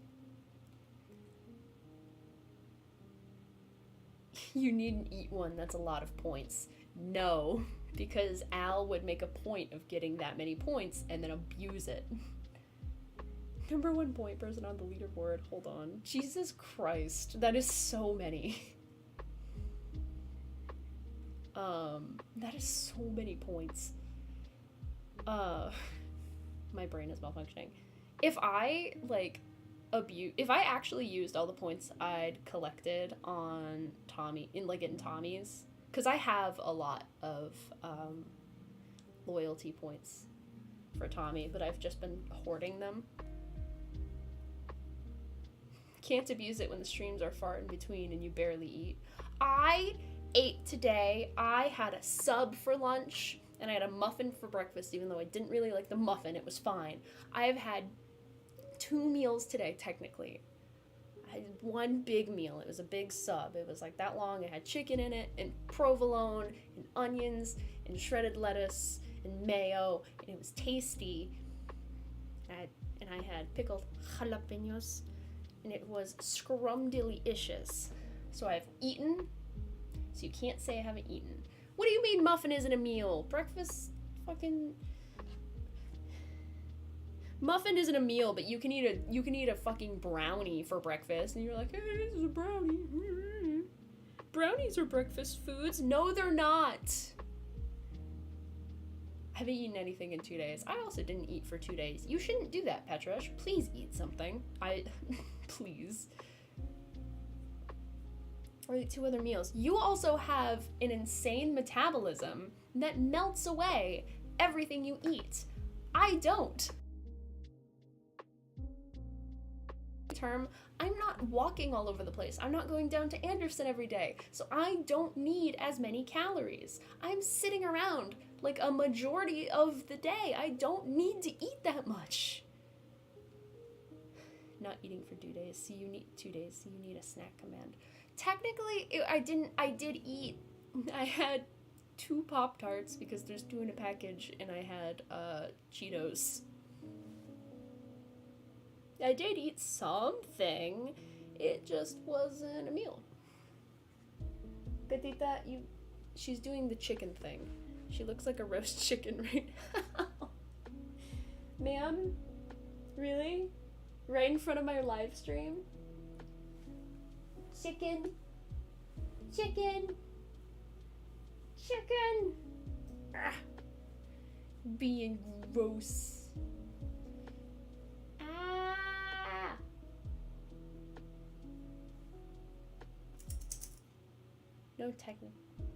No, technically, it doesn't count when me and Sammy say it, so it shouldn't count for you.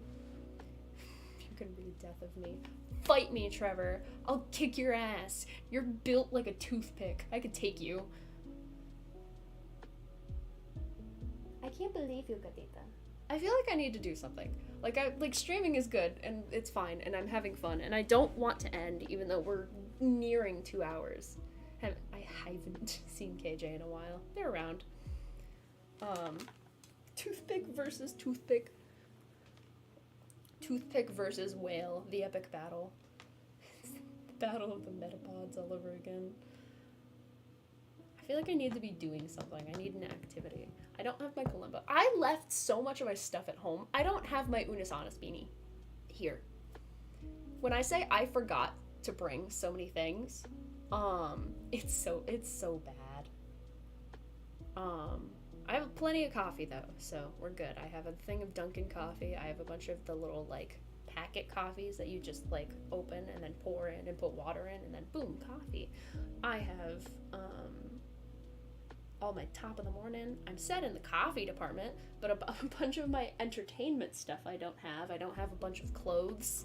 I forgot a bunch of those. I do have a couple books though. I have a bunch of witchy books, and then I have Tales from the Dark Tower that I was given, I think, for my birthday, and I have not started reading, but it is in here, so I have a will to read, but just not the time recently.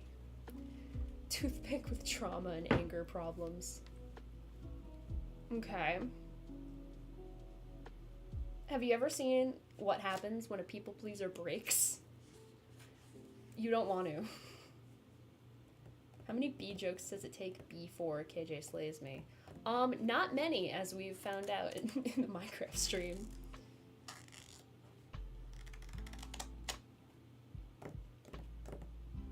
Speaking of, I really like streaming Minecraft. I like that a lot of people are engaged and involved when I stream Minecraft with people, but also because it just makes the game fun for me to like play with other people, you know? It's just fun again, because I haven't played Minecraft in like years, really. I just stopped playing because I'd played it fucking my whole life at this point. How many years? Between Pocket Edition and then when I was able to play it like my dad's Xbox, I got my own Xbox, like I have my laptop now, like I just played Minecraft forever, and like a lot of the old Minecraft YouTubers I used to love turned out to be terrible, awful people. So I don't know, I just didn't play the game as much. However, I did have the satisfaction of exploding a world that me and my ex had built. The one that cheated, not Casey. So that was satisfying. That felt really good.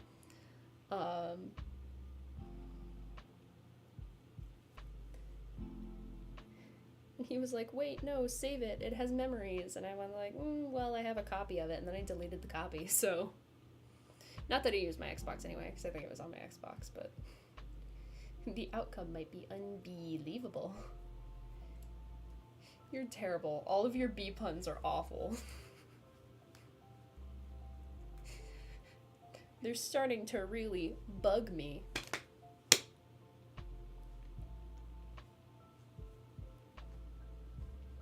That was stupid. My chat needs to keep up. I feel that I'm a small chaotic being that adds so much to Minecraft servers, especially with my unholy animal cultist phase. You know what?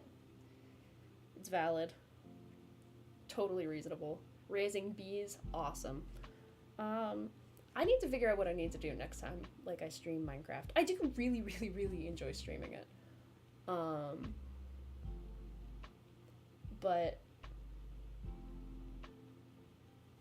I don't know. I get to the point on servers where, like, even though it's like I haven't beaten the Ender Dragon or whatever because I beat it so much as a kid, like I don't care anymore. Would I be good at beating it now because I haven't done it in years? Maybe not, probably not. But I've beat the Ender Dragon so many times that like I stopped doing it. Like that's not my goal anymore. It's just to play until I get bored.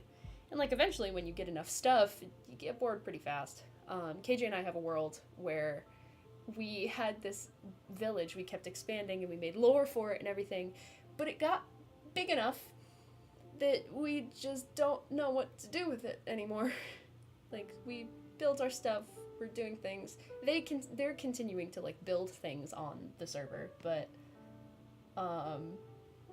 like, the only reason we're keeping it at this point is because we have, like, villager drama in one of, like, in a little book in the middle of the square. I gotta, like, go through and screenshot all of those and, like, upload them to maybe YouTube Shorts or something. I don't know. Because it is really silly. It's just... It's... Oh my god, it's so dumb.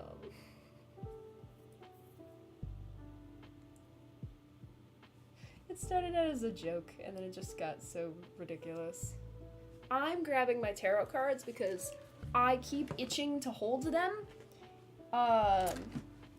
And I haven't done anything with them in a while. So,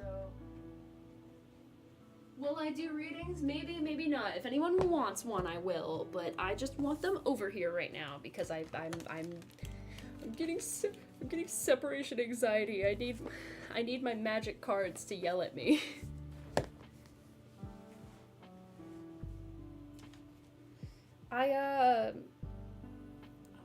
You know what else I did? Yesterday, I had a bit of time after I completed my work, and I was like, I went to call one of my friends because I haven't called her in a while, but she was busy, so I couldn't. So I said, fuck it, and I went to VR. Because VR is where I go to escape this tiny-ass lonely room. Or like whenever I'm just feeling lonely and I want to interact with people, I can't really do so on campus, especially not at like 1 in the morning, so I go into VR because people hang out in there all the time. It was so chaotic. So sometimes VR is like, you walk in and it's like, hey, cool, people are talking, there's not much really happening. You go around, you explore some sites, maybe talk to like one cool person and leave. And then sometimes it's chaos, and last night was chaos. So I kept crashing every like 15 minutes, but first couple worlds I went on, nothing interesting, and then I went to one and there were 2 guys who were in avatars that were like little anthropomorphic cat things that are like this tall. And they both kept taking turns coming up to me and just being like, hey, shoddy, and telling me pickup lines.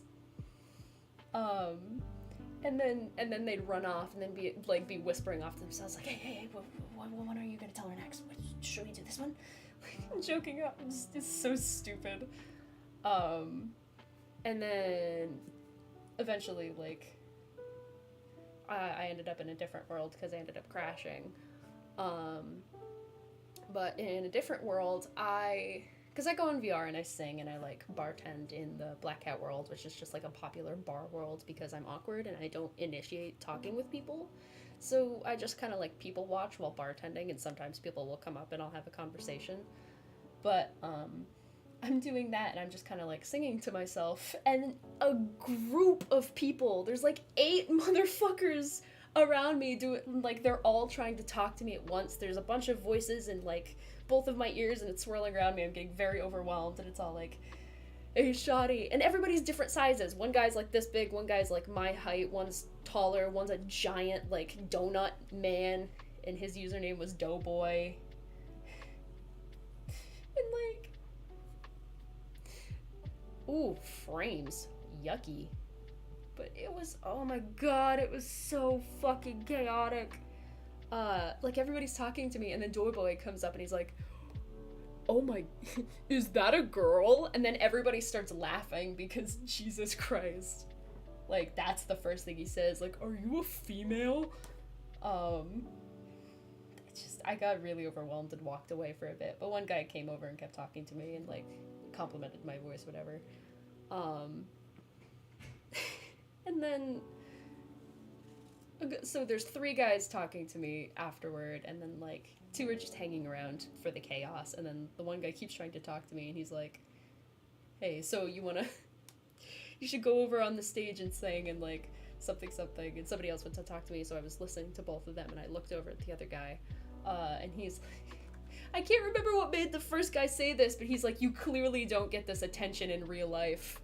And the other two people start, like, cry laughing as I, like, also start laughing and fall to the floor. Like, are you trying to do that thing where you lower her self-esteem so you get a shot? Ayo, is that a girl? That's exactly what it was. It's like, is that a female? And I think he asked me afterward if I was, like, a femboy or something. I'm like, no. Like, it was so chaotic. And then afterward, I kept hanging out with the one guy, went around to a couple worlds, and then he invited some of his friends, and then friends invited more friends, whatever. Did horror maps with, like, a group of, initially I did a horror map with him and two other people, a guy and his girlfriend, and they were super nice and cool. And then their friend, their other female friend came in, so then it was us, and then we moved to a prop hunt map. I have never played prop hunt in VR. I am apparently very bad at prop hunt in VR, but I've never played, so I don't have a full grasp on the controls, and they're a little confusing because I have bad memory, yada yada. So, but a bunch of other people, like a bunch of friends, whatever, joined. So, at one point, I'm a prop, and I'm running around, and I'm trying to turn into things, and I'm panicking, and the way this one works is you don't turn into a copy of the prop, you turn into that prop. And then when you turn into a different prop, the prop you were before stays there.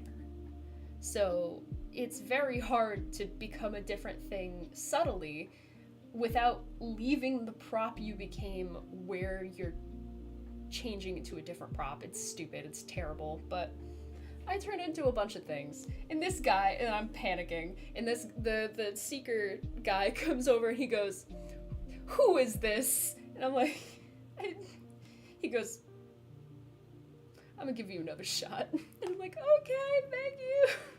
He walks away, like 45 seconds later, finds me in a different spot, and he goes, "Who the fuck is this?" And I went, "It's me. My second shot didn't go very well." And he just goes, "I fucking give up," and goes to find other people. And I just, like, he just ignored me, let me live. So I'm a pylon right now. And I just start following him around as a fucking pylon, like, "You go, boss! You get him! You get those props! Woo!" Like I'm a little lackey. And eventually, because I was next to him so long, I started, like, a noise started happening, and there was, like, a green trail coming from underneath me or something, so he ran off because it was kind of annoying. And then I look up, and where we were, so there's the front of the building, and then there's a sign up here, and then the roof. And on the edge of the sign were, like, 3 of the 5 other people hiding, all as, like, really tiny props lined up. And I just went, "Hey guys!" And they all, like, you can do a taunt, which is just like a fart noise, and they all farted at me. It is the most surreal, ridiculous experience. And then I followed him around for a little bit longer, and then he fucking crashed, so we won anyway. I got to live for being so obscenely bad at the game. I wasn't worth killing. It's terrible. But I was telling a couple of my friends about that after it happened last night, and then, like, KJ and Trevor said they definitely wanted to do fucking VR prop hunt at some point, which I'm totally down for. And, like, if anybody else in here had VR, I'd also be willing to play. Because usually I go into VR to meet new people. VR is kind of like my escape. So, like, if a lot of my online friends or whatever are busy, or I'm having problems with people, I go into VR because it's just a group of strangers I'll probably never talk to again. It's really fun, but I'm also super willing to add people, like, from YouTube or anything who have VR and just hang out with them for a while, because it's a lot of fun. And occasionally I like to watch movies in VR, so if you're fucking bored and you have nothing to do, we can hop into one of the movie worlds and watch a new movie that came out, because they're updated frequently, and with movies, like, a week after they come out. What did I watch in there? I watched, this came out a while ago, but I meant to watch it and never did. Death on the Nile. I did really enjoy it, by the way. It was a good movie. A bit predictable, but still very good, and I enjoyed it. We need to watch more movies in there. It's fun. I wish I could do VR, but my eyesight is so horrible. Well, it's not as fun, but I play in VR chat, so if you still want the social aspect, it's not as fun, but you can actually play without a VR headset. You can download VR chat on Steam and just play with your PC and just like walk around and be a human being in this space. It's not as engaging, and like obviously you can't have all of the body language that's involved with VR, but why are my frames freaking out? But it's still a really, really good time, and it's something I really enjoy. I'm very passionate about VR because I think it's a wonderful invention that has a lot of good, usable like benefits to it other than like socially. Though socially is a big thing, and I think I've gotten over a bit of my social anxiety over time, both with streaming and all this stuff, and also with VR. And VR is a really safe environment to do that, not because the people are nice, because there are a lot of N-word spouting, like racist children, terrible people on there, but there are terrible people on there, there are good people on there, and you can talk to them, or you can leave. Like if you get too overwhelmed and you're like, I can't do this, you would just straight up leave. You don't have to talk to anybody that you don't want to talk to literally ever again. It's a very good environment to just like go in, do whatever you want, leave, it's fine. Which is also why people feel able to just be douchebags because of the anonymous factor, which is whatever, but VR has a lot of good things to it. I think it's very interesting. I've played Rec Room and it was so weird because people were screaming. Yeah, that's a thing too. I don't really like Rec Room. KJ does, because I think the key difference is VR chat isn't for activities, it's for socialization, and Rec Room is for activities. So if you have VR or whatever, you play Rec Room to go do something, to go shoot hoops or get a pizza, whatever, like go bowling, do activities in VR. VR chat is if you want to hang out with people and maybe find something to do instead of just sit in a corner in front of a mirror and talk, even though that's what everybody does for some fucking reason. Like, people who just hoard around mirrors and just silently sit there, I can't understand. But, I think there's a thing in VR for everybody, too. Like, there's exercise stuff, there's, like, there's games, like, normal VR games that you can play. I think, not on Quest, but, Blades and Sorcery, I think is the one where you could just, like, straight up... It's a slashing, like, medieval, you use swords and weapons and stuff to, like, kill NPC people, and it's very fun to watch. I've watched Smitty play it quite a few times. Stuff like that. There is a Quest version. Probably expensive.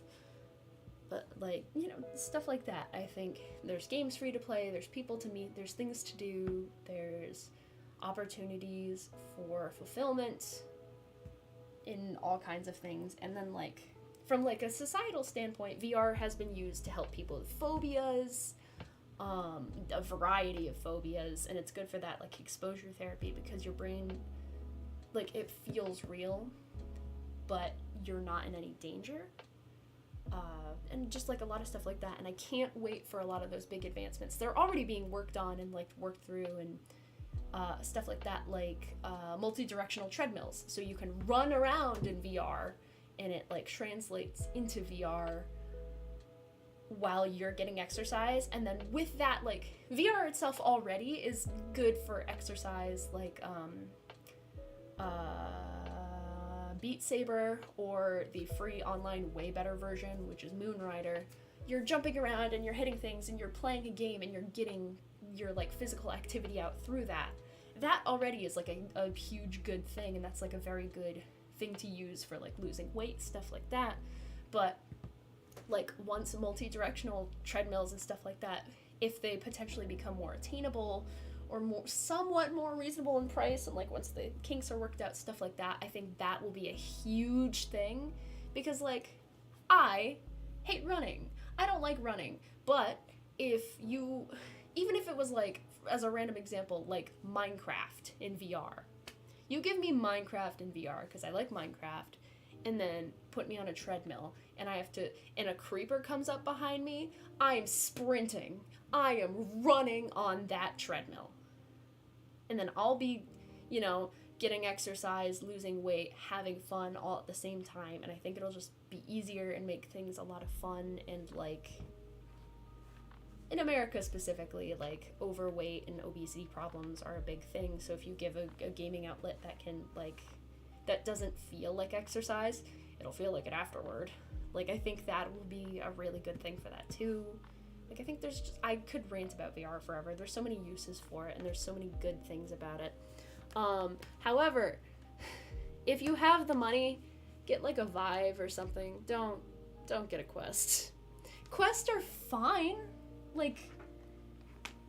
They're okay, but they're just they're somewhat limited and they're laggy. Anytime I go in VR chat, I crash every 15 minutes, especially since the update. So,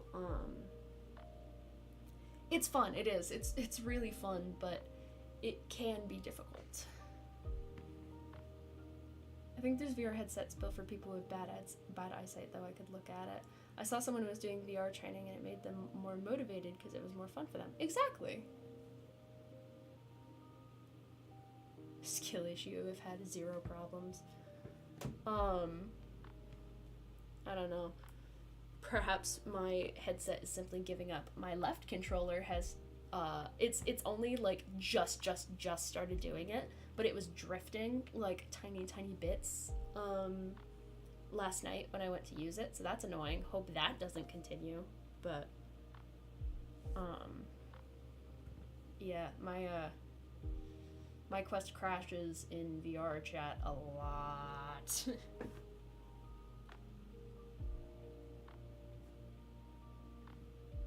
It's Bladed Sorcery, something else.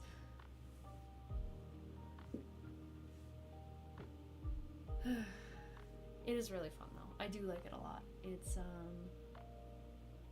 It's a good time. It really is. My earrings are really cute, but they're bothering my ears, so I have to take them off because ouch. I couldn't even open VR chat last time. You also have a Quest 1. You don't even have the second Quest. You have the first one. So, and there've been a lot of updates and stuff. So, I'm doing Just Dance now, and it's so fun even though it's limited. Yeah, if you make something into a game, it's way easier. If you're hey, let's exercise, I'm self-conscious, and also, ouch, why would I choose that? But if you're hey, let's play Moon Rider, I will go ham. I don't like Beat Saber because the directionality of the blocks stresses me out because it kind of overloads my brain really quickly. But Moon Rider has the directional saber option, but it also has a punch option where you have to punch blocks to get rid of them, and that's non-directional, so it's easier for me to comprehend, and also super fun, and it's a lot of exercise. I'm essentially doing jumping jacks, especially if you do Rasputin by Boney M. The path for that fucking track is insane. It's literally making you dance as you're doing it. It's super fun, but it's you will break out in a sweat. I freaking got the Quest 1 and the Quest 2 released the year after. It's okay. How do you think people felt when they got Splatoon and then they were the second one's coming out? Damn it. Dancing with Just Dance has made me confident enough to dance more. That's awesome. I don't dance. I dance in my room with the blinds shut and nobody on the phone and nobody around because I can't dance. I am the whitest of white women. My version of dancing is jumping around and sometimes moving my arms, and usually it's a back and forth shimmy, having fun, and I'm enjoying it, but I will never want anyone to see me because it is absolutely embarrassingly awful. And that's okay. That's fine. It is funny though. It's just bad. Random thought. I wonder how Tommy's doing, because I have a funny feeling if he doesn't realize I'm live, he will be oh no, I missed your stream, sad face, in a text to me later.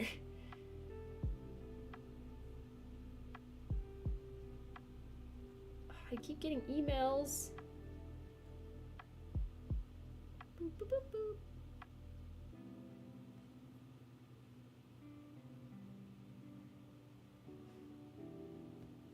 There we go.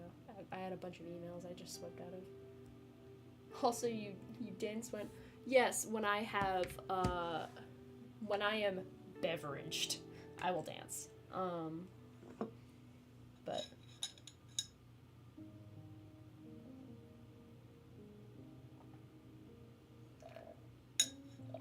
You're absolutely right. It is different for everyone. But my dancing is embarrassing, so I don't do it in front of people. Because, as much as my confidence has grown and is, however more capable I am than I was, I do still have anxiety, and I do still have social anxiety, and it's a rough time. I dance a lot to Die Young by Kesha, and I still can't do a certain move. It happens. I was gonna message Tommy, that's what I was gonna do. I literally forgot.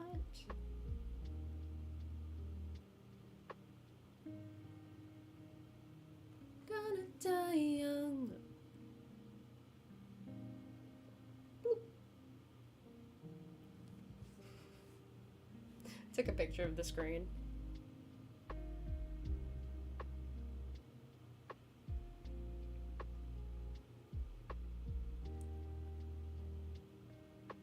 And Tommy, because he sent me a thing. I assume he's on his way home right now, because I got a picture of just like outside, literally like, or maybe he's already home, but I got a picture of him being outdoors at 4:15, and it's 4:34 currently, so he's either on his way home or is home and is probably passed out because work sucks. I miss Tom streaming. Yeah, a lot of people do, but he needs this break. He's just had a lot of stuff to deal with, right? Like recently, like emotionally, and with his job is just like sucking the life out of him, and just like a lot of people around him are like needing his attention and everything, and he's very overwhelmed. So as much as we all miss him streaming and we love him and we love when he streams, he needs this break bad. So he absolutely deserves that. Poor guy. Whoop. Yeah? You say hi, everybody? Oh, big stretch. Did you enjoy your nap? Yeah? Are you feeling comfy? What do you see? Are there any deer out there today? So fun fact, my campus is like has a lot of deer that live in the woods like right around it. So what ends up happening is there would be like fully sized like deer, and there's even a baby deer that, or well, a baby. It's a younger deer. It's not a baby, but it is basically a baby deer. And their mom that will just like come outside my window like within like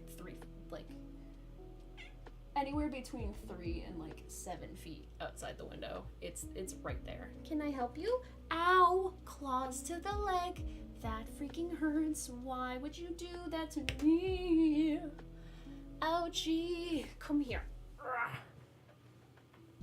I love you. Mama. Can I say hi?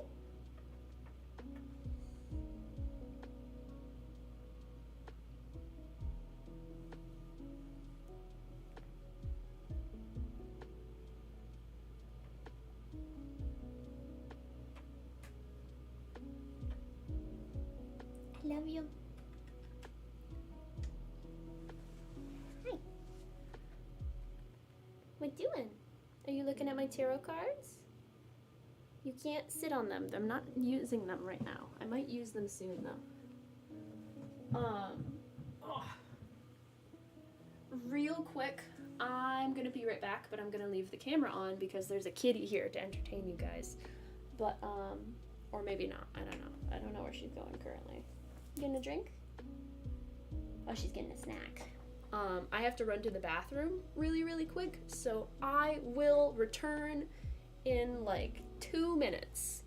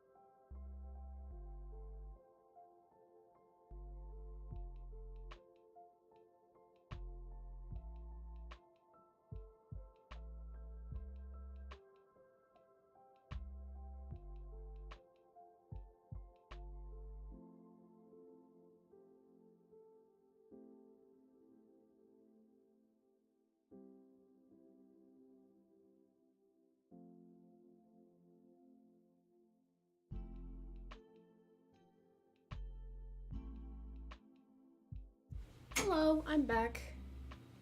Did you do a good job entertaining them? Yeah. Okay, good job. Give pets? Yeah.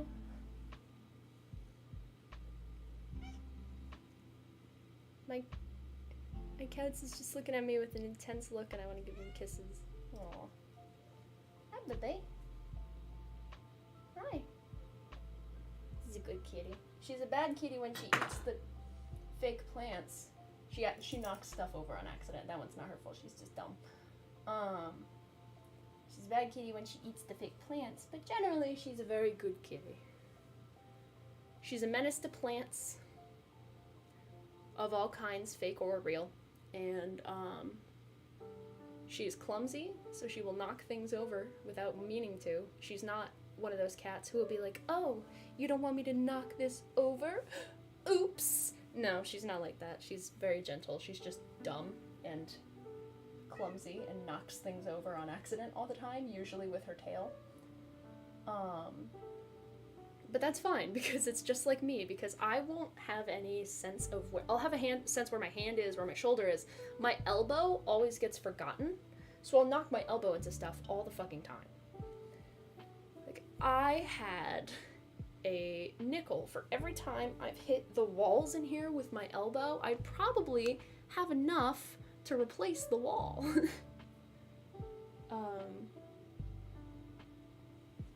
She's very good about that. She's just clumsy and dumb and loud. Her biggest problem is how loud and attention-seeking she is. Like this morning, I was tired. I went to bed pretty late. I was exhausted. I wanted to sleep in for 10 minutes.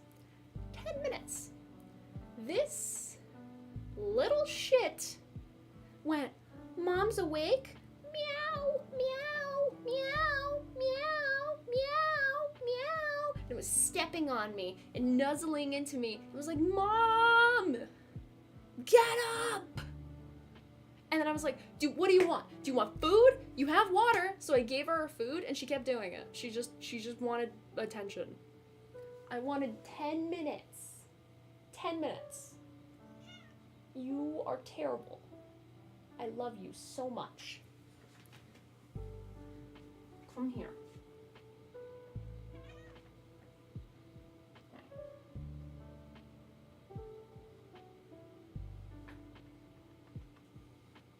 I love you.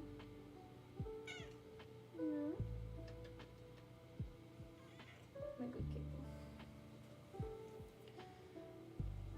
I was thinking about this in the bathroom, and I'm just kind of gonna ramble about it because I don't know, I'm running out of things to talk about.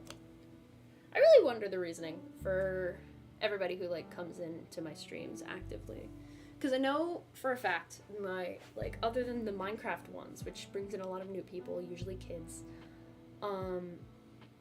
my most popular streams, I guess, are my vibe streams, where I just sit and talk to people, and often I lose track of what I'm doing and get tired and loopy and stupid and whatever else.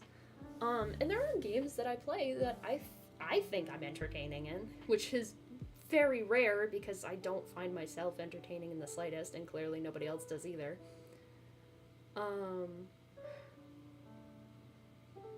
But I mean, Tricky Towers gets a couple people. I know that one's one of Tommy's favorites because I cuss like a sailor and make some creative insults. And I get very cocky and funny, especially when playing with KJ. But most often the people who join are for these. And I wonder why. I mean, because people have a reason for everything. It's like, do they enjoy the conversation? Do they hope I'll sing? Which I haven't really done actively in vibe streams for a really long time. I don't know if I just feel awkward singing or I don't feel a need to sing while doing vibe streams because I'm just talking to people and having conversations or whatever else, or, you know, like certain songs will get a claim on the stream. Do they join because I have a calming voice so that you can like put me on in the background while you're doing homework or something? Which honestly would be like a super big compliment because, you know, to be like a background noise person, you can't be like unbelievably annoying.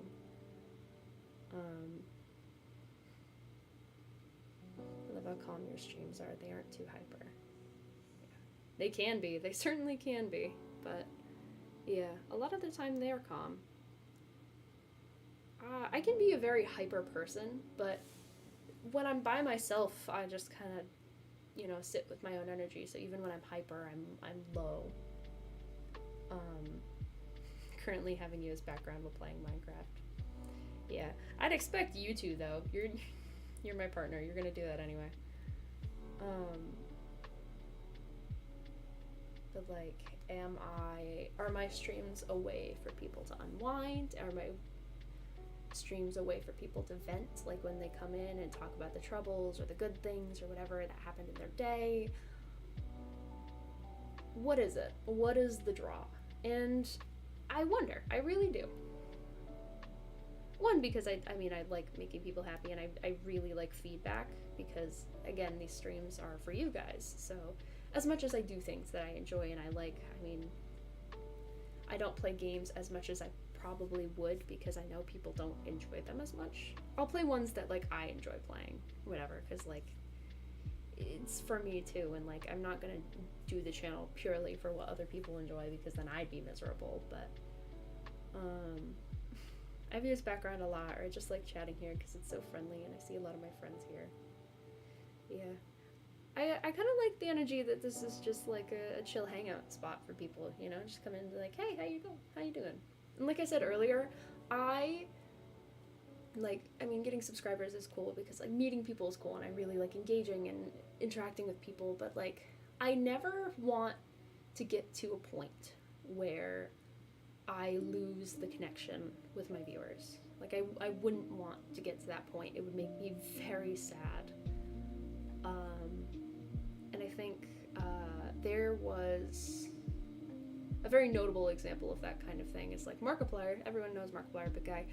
There's a specific like milestone video or something where he's like bawling, full crying, and he did that a lot, and he has a reputation for that. But he talked about it later, like the real reason he was crying is because he realized that like he got so big that he couldn't have that anymore. He couldn't have that connection, that like communication with any of his viewers, any of those people. He couldn't have that anymore, and it really upset him. And, like, I feel like I'd be the same way. Like, you know, being a big like streamer, YouTuber person, that's stressful. Like, people getting I can't think of the word. I'm having a brain fart of the term, but like when you get like swatted, like, yeah, when you get like swatted and you get fucking the whole thing called on you. There's one that happened that I might have talked about last stream, but it was like, maybe not, but it was like Ludwig and his girlfriend, which like I don't watch either of them, but I did end up seeing a short about this because some of the like Anthony Padilla like interviews pop up on my YouTube shorts from time to time, and his girlfriend was describing how they got swatted while she was in the middle of stream and he was in the middle of stream. And then she goes outside and she tries to, and she's all she's thinking is like, I'm gonna die, oh my god, I'm gonna die. And like, it's terrible, it's terrifying. And then she had to like text Ludwig inside, who was still streaming, and tried to like do it really gently and was like, oh, there's an emergency with this or that. And then people were like in his chat were like cussing her out, like, oh, whatever, she's just like attention seeking because he's streaming or whatever. And then as he goes to come out, the person who was swatting them saw that his stream ended and was still on the phone with like the fucking SWAT people and went, I'm coming out now and I have a gun. Like, that is attempted homicide. Literally trying to get those SWAT people to kill Ludwig. I don't follow Ludwig. As far as I'm aware, he's just a guy. Like, he's just a dude. Nobody deserves that. And like, this poor girl has diagnosed PTSD from this event, which is terrible. And I feel so horrible for her. I feel horrible for anyone who gets like swatted. It's not funny. It's not. It's terrible and it's terrifying and it can ruin people. She literally has PTSD from this. She thought she was going to die, or Ludwig was going to die. Like, it's not a good situation. And like, that happens to people. People who aren't even like giant, like not even like Markiplier level, they will still get like swatted, they'll get doxxed, they'll get stalked and all that. And like, even without all that, even just all of those eyes on you, I would not want that. I don't think, you know, as much as I had my little childhood dreams, you know, being yay big, whatever, like, Be a big YouTuber and do all that and have so much fun. I wouldn't want that. I think even like, I'll say like 10,000 subscribers would be terrifying to me. And that's a thing I'll probably never reach. And that's totally fine, you know? I'm not concerned about it. But just, God, the idea of that is crazy. Like, all of those horrible things happening just because you're online. And I think because people see YouTubers in a very similar way to they see, like, celebrities, like streamers, stuff like that. Streamers less so, especially small-scale streamers because of the, like, constant interaction, but bigger people like that, they're not seen as people. And thusly, like, people feel like they're able to just do horrible things. Like there's one, like, people, like, somebody's like, hey, I'm a big fan, like, blah, blah, blah, blah, blah, blah, blah. And then the streamer doesn't answer. And then they're like, fuck you for not answering, and then, like, dox them because they didn't get a reply to their message. This is a person who has a life, who likely has a family, has a job outside of this. You're not entitled to anything from them. You're not entitled to anything. A famous YouTuber in Norway got swatted and he was shot. He did survive, but he stopped making content because he lost the connection to being a YouTuber. Like, stuff like that, stories like that. It's terrible and it's terrifying and it's awful. And if I ever blew up for any reason, I would have to, like, hide all of my streams because I have said way too much about my personal life here. But I feel open to do that because, like, one, I'm a small streamer, whatever. And, like, I live in small communities in the middle of nowhere, no matter where I am, pretty much. So I'm not threatened because I get a max of, like, on, like, an insanely amazing, incredible day, maybe I'll have, like, 15 viewers, you know? But, like, if I ever blew up, something like that, I'd have to hide everything. Because that, I wouldn't wish swatting on anyone. It's terrible. It's a horrible thing to do. And, like, it's a crime, so they can go back, sometimes they can go back and track those people, and those people can get arrested for that, but sometimes they can't track them for whatever reason, you know? And those people don't get punished for that. It's terrible. It's a really, honestly, horrible situation. But, so, I am thankful. I am not a big time person, and I owe a lot of that, one, to the fact that I'm super inconsistent with streams. Two, I'm streaming on YouTube, even though Twitch is dying, so, like, this is becoming more normalized, but, you know, algorithms don't really like streamers on YouTube. And also because I'm not funny.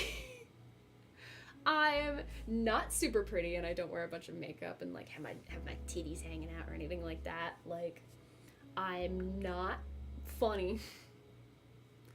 And like a lot of the things I do are really chill stuff like this, which works for me, you know, and it works for you guys, and that's all that really matters.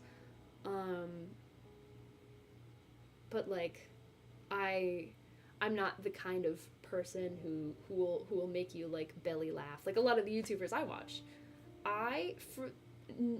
almost all of the YouTubers I actively watch are funny people, even if they're not gaming. Like, they just make me laugh. Like a lot of Grizzy, Pezzy, Droid, Smitty, Blarg,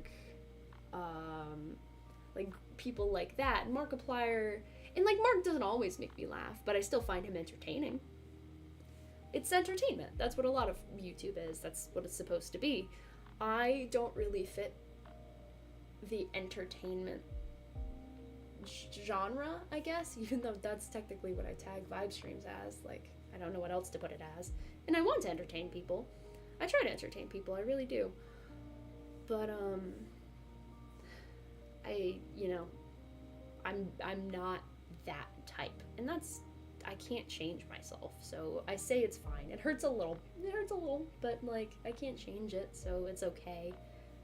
I'll work through it, whatever, and like, I'm here, and I have you guys, whoever decides to, you know, pop in on any given day, and you guys are always a blessing to have around, so I'm not worried about it. But I suppose it's thanks to that, and also the fact that I don't make videos because I don't have editing software, and I don't know how to edit, even though I'd really like to learn, because I want to make videos. I feel like that would be a fun thing.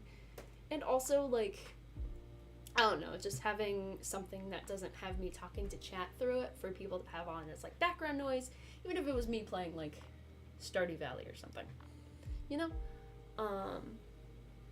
I think that would be fun, but I don't have like the computer for that, or the editing software or anything for that, because realistically I could just record stuff through Streamlabs here and do that whole thing. But my cousin got swatted, and she knew who swatted her. It was a coworker who was jealous of her for getting promoted. The coworker got arrested, and they found out the person had swatted a lot of people in the past and had 2 people killed because of it. I hope they got charged and like put in prison.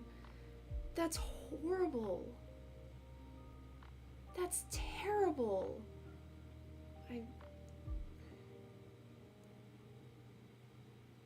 I'm glad your cousin's okay, at least. Swatting is such a horrible, horrible thing to do to somebody. And it's literally like, it has the potential to kill people. Because if SWAT is called in, they are not fucking around. If they think you have a weapon, for a split second, they're going to shoot. It doesn't matter. None of it matters. Whatever you say, however you try to explain yourself, however you try to, like, say none of this is, like, real and this is just my house and I'm scared, they're not going to listen to you. Because that's not their job. Their job is to neutralize the target, and if they view you as a threatening target, they will. It's mortifying. The coworker got charged with murder and attempted murder. I think that's 50 plus? What the fuck is wrong with you? Why did nobody fucking track that number? Oh my god.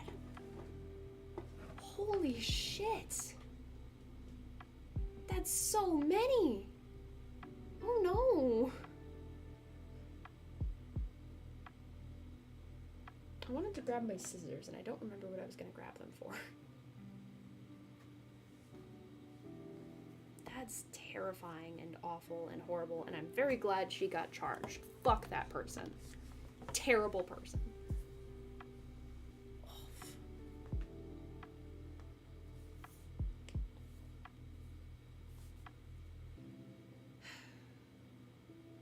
I have a lot of love for people. I wouldn't stream like this. I wouldn't want my job to be surrounded with helping people if I didn't. because I do. I really love people, and I find people interesting and unique, and I believe no person is inherently evil. Something happened. There is always a reason they're that way. People aren't just born evil. However, I'm gonna move this closer. There are bad people. And there are a lot of people who do bad things even if they aren't bad people. There are people who have really good intentions and do really toxic things. And there are people who are terrible and toxic who do all the right things for all the wrong reasons. And you can't really slap a label on a person because people aren't as easy as a label. They never will be. There's so much that goes on in the human mind that we don't understand and in our lifetime may never understand. We're constantly learning things and learning ways to learn, which is a feat in itself, learning how to learn about something.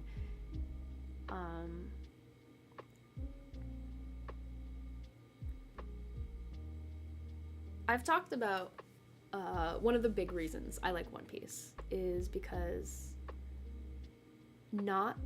it's not one side versus the other. Like, a lot of times there's, like in Pokemon, there's all the good people and then all the bad Team Rocket people. And, like, there are rude, good people, whatever, but generally it's good versus evil, and that's true for a lot of media and a lot of things. A big reason I like One Piece is because there's the Marines, there's the pirates, and then there's the normal people, whatever.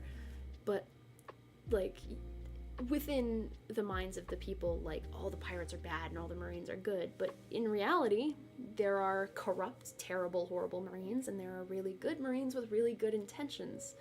And same thing with pirates.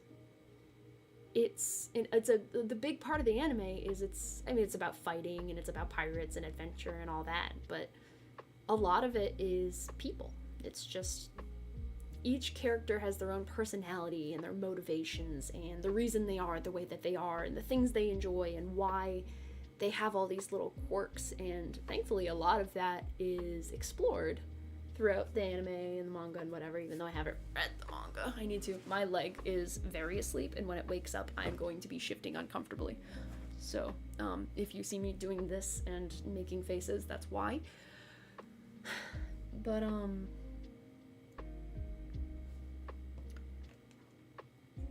I really like it. You know, I like that it's about people, and it gives reason for a lot of the things they do. Like, I mean, a lot of it is like a character plot point perspective or whatever. Like, the reason Luffy is so gung-ho or whatever. Well, gung-ho just because he is, but, like, the reason he's so protective of his hat, the whole thing with Shanks, and, like, a lot of his morals came from seeing Shanks, who was his role model, his big male role model, because his Gramps was a Marine, and that's all things, and like, family struggles and, like, moral struggles happen too. And, like, even characters you only see once and never again. Like, there's a dog in the very beginning who guards this abandoned pet store with his fucking life, and then you learn, it's because his owner, the person who took care of him, owned that pet store and, like, left it to him, and that's all they had left of his owner once he passed away. And, like, a lot of it's plot point stuff, but you didn't need to expand that far into it, you know. You could have explained it, but all those individual motivations and quirks, and a lot of things in One Piece too are mannerisms or lines picked up from role model people. You'll hear Luffy say things that you'll hear Shanks say in flashbacks in various parts of the anime, stuff like that. Which is another big reason I like it. I will catch up with Chad now. I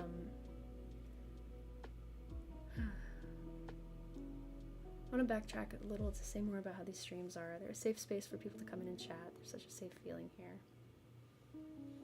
I'm really happy to provide that energy. I'm glad that this can be seen as a safe, calm, happy environment. And I always want to provide that because I had a friend tell me once, a friend who has passed away a long time ago now, but it really is a long time ago now. I'm like one of the least judgmental people he knew. Like, he can just say anything to me, and I'll just take it and listen. And I'm proud of that, you know, because it's not my right to judge you. And judge you based on what? My standards? Society's standards? People are people. I mean, obviously I can't be completely free of judgment, but I don't judge people in their past. If somebody has done something terrible, so long as they are actively working to improve themselves and make up for things that have been done, I will forgive them. With exceptions, obviously. But like, I won't judge you on your past. I will judge you on the present and how you treat me and the people around you. I will respect you so long as you respect me, and I will do my best to help people because that's what is deserved.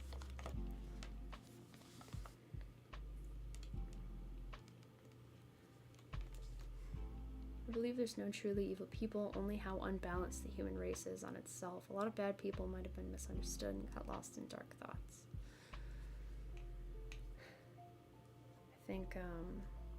I think some people are messed up in some way or another. Oh, I dropped my headphones. Oh God. A little messed up in the head, you know. Maybe not inherently evil, but they inflict evil on others to cope with whatever evil they're dealing with inside themselves. Which is a very stereotypical, like, the bully's probably hurting more than you, but in a lot of cases it's true. In a lot of cases, that's true. And just the cycle of evil continues, you know. And you can either break out of it, you can break the cycle and help others, or you can fall into it. And a lot of times the easiest thing is to fall into it. Especially when it's all you've ever known. And it's very hard to break out of things once your mind has developed a certain way. As a psych major, believe me, I'm aware.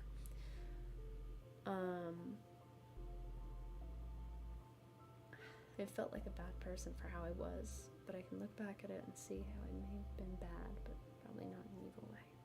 Like I said, people can do bad things with good intentions. I myself have probably done bad things with good intentions. Not that I can think of any currently. Everybody makes mistakes. Doesn't mean you're evil. It means you're human. And in that same vein,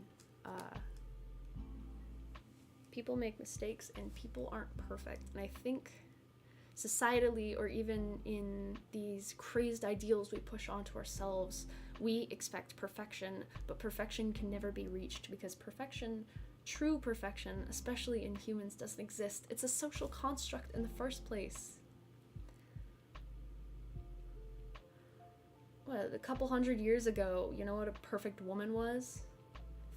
Fat, very, very fat, like, just natural and big, and like, that's what it was, you know?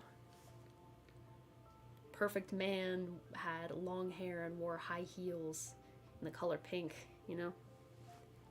Perfection is a social construct and doesn't exist and never has.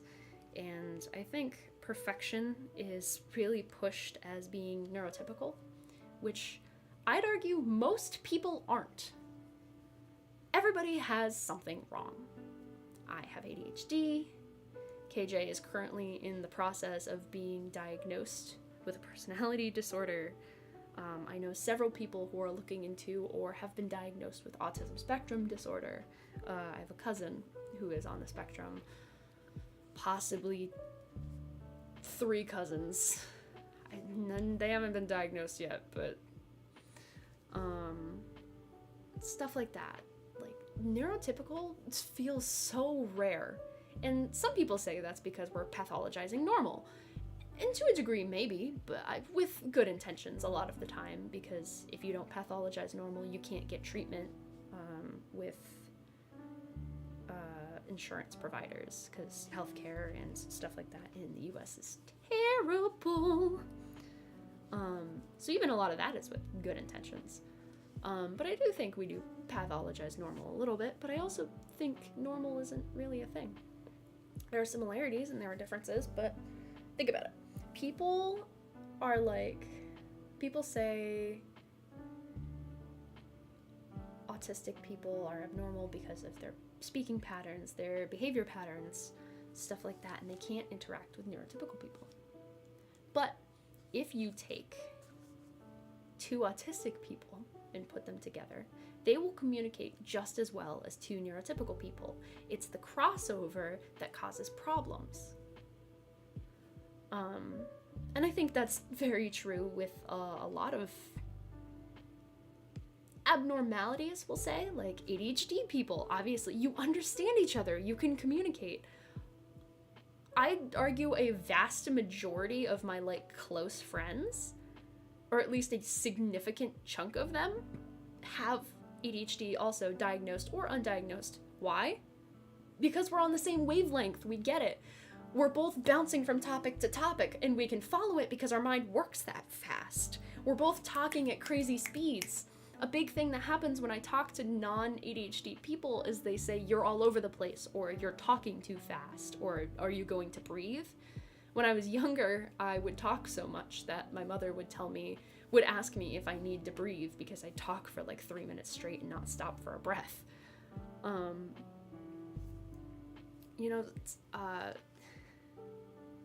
Normal doesn't exist and perfect doesn't exist, and pushing those values upon ourselves does more harm than good. I think we should stop trying to fit a mold and instead try to be the best version of ourselves that we can possibly be. And I've been trying to do that recently for myself. I've been looking at parts of my life that I want to change, my interactions with others, my relationship with myself, though that is an ongoing struggle. I'm focusing on my relationships with other people right now. Stuff like that, and I think I struggle with my body image. Partially because of societal standards, but partially because I set such unrealistic expectations for myself. And I think I'm so inconsistent with my eating habits because of that. Because I have such a fragile self-image. I really do. That gaining weight would affect that so poorly. So I do somewhat have a bad relationship with my body, not because of Victoria's Secret models, though yes, in part. It's kind of hard to avoid that, but also just because of my relationship with myself. So instead of trying to fit ourselves to a societal standard, I think we should set realistic, reasonable standards for ourselves.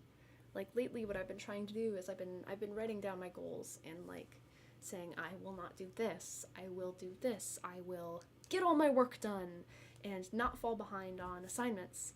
I will do my best to do this or that, I'll move forward. I'll stop letting this person do this. Trying to improve myself.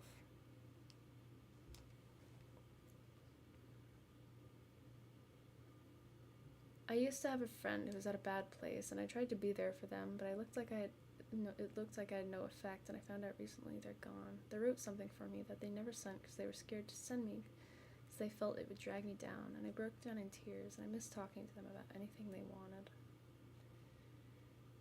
I'm sorry for your loss. My brother is autistic, and he got bullied for it. He still looks at his bullies with a friendly lens. Now 2 of his bullies are his best friends and act like bodyguards for him at school. That's a thing too, you know? It's difficult, and you shouldn't let people push you around, but I think it's remarkable how people who exhibit negativity... Did the music stop? I don't have my headphones on, and I just saw the desktop audio stop. Bitch. That shit ended. Restart. Oopsie.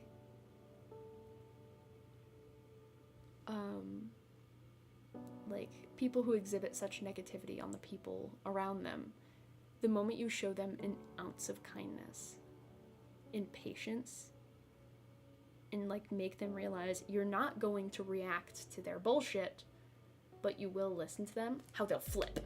And, like, I don't usually have that happen. More often than not, because I have a lot of friends who will kick ass if somebody fucks with me. That's just how it is. But, like, for example, we'll go with Red Yoshi in Hero streams very often. Hero explicitly said, talking about him before, like, he was a troll, and he was, you know, being a butthead, and then he's in upstanding chatter now, which he isn't entirely, but, like, he's clearly not trying to troll Hero 24/7. Like, he's just, you know, has grown to enjoy hanging around Hero and his streams and everything, and I think that's, like, a good representation of that kind of thing, where you just show somebody kindness and patience, and suddenly they're like, oh, I'm being an asshole. And they'll be nice and just be like, I'm sorry. Especially in cases where people don't have proper role models in their own lives, so they take after the role models that are negative and terrible, and then suddenly they realize, oh shit, hey, there are good people, and then this is who I should have as my role model, not those motherfuckers. Like, I don't know, it's just, people are very interesting to me. I mean, again, I'm a psych major. I have a lot of interest in people. I do. There's so many motivations and purposes for things, and so many people are just so unique, and you can't just put a label on them. You can't just describe somebody with a label, because that's not enough. Everybody has their own experiences, their own circumstances, their own personality traits, and sure, there will always be similarities, but people are just too different to identify. Sometimes people will be rude to others because they want to have friends. That's very true too, especially younger children, or young like teenagers, stuff like that, like adolescents. They'll act out because they don't know how to translate those, I describe it in the way you describe it to a toddler, but like those big feelings, those huge emotions that they don't know how to express, either because they weren't taught, or people around them suppressed their emotions and told them their emotions didn't matter. Sometimes people are angry and miserable and terrible to other people, not because they want to spread that hatred, but it's all they know, and they don't know how to explain, hey, you're really cool, I want to be friends with you, but I'm a monster. I used to bully the person who's my best friend now, because I was bullied a lot, so I felt like I had to bully someone else because I didn't have anyone to be friends with. It's a defense mechanism, and it doesn't make the bullying okay, but so long as you atone for it and move forward. I understand why. I understand what happened.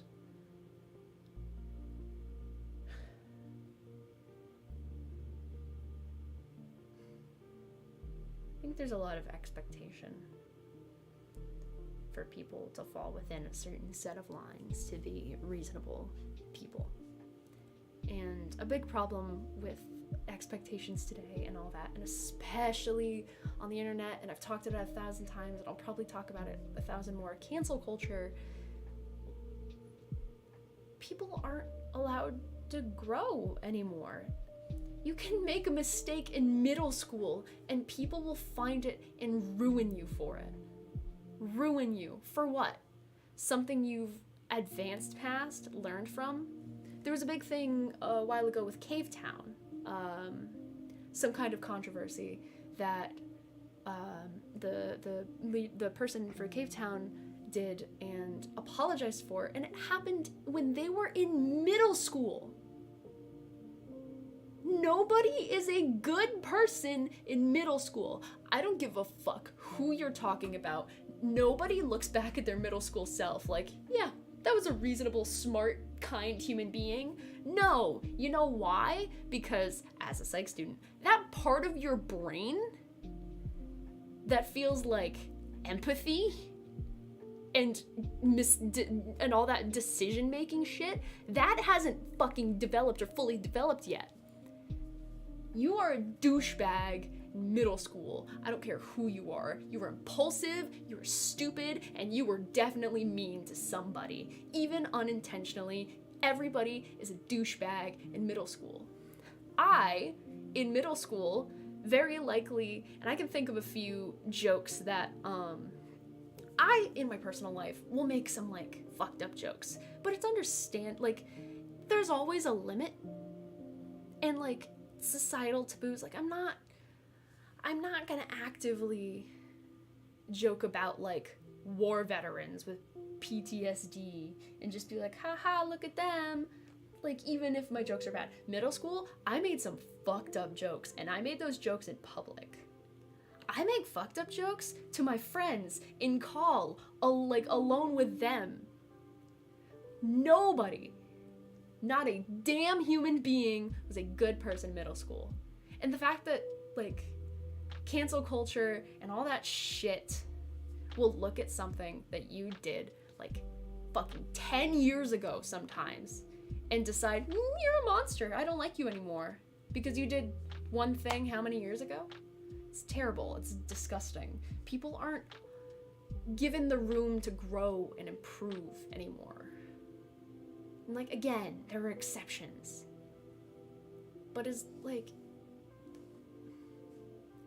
I think almost everybody deserves a second chance. And welcome back, Al. I hope recording the video was fun. I think nearly everybody deserves a second chance. I think, depending on a bunch of factors, like if you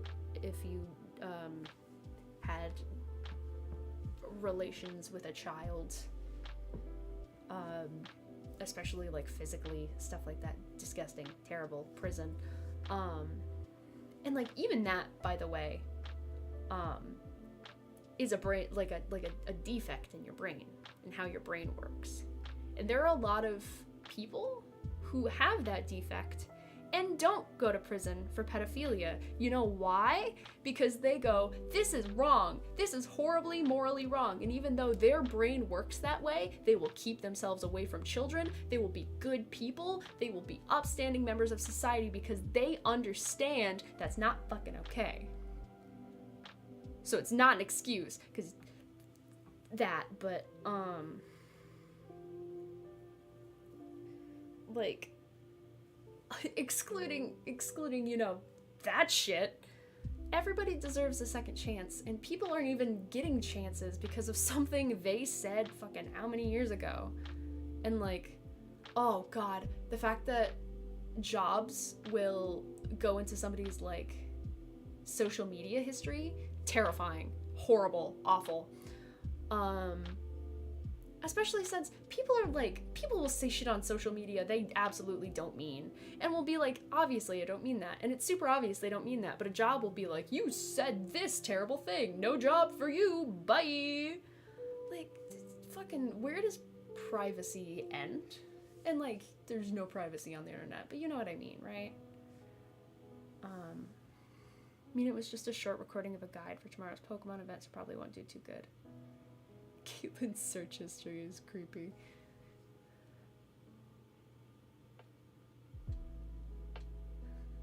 You don't know what my search history is. I don't know what my search history is. My search history right now is is a bunch of stuff for my classes, like how are fossil fuels formed? How is crude oil refined? That's what my history is right now. Like, there's just no room for growth, and there's unrealistic expectations and all of these problems, and like, that's another reason I wouldn't want to be a big YouTuber too. I wouldn't want to be a big streamer like that.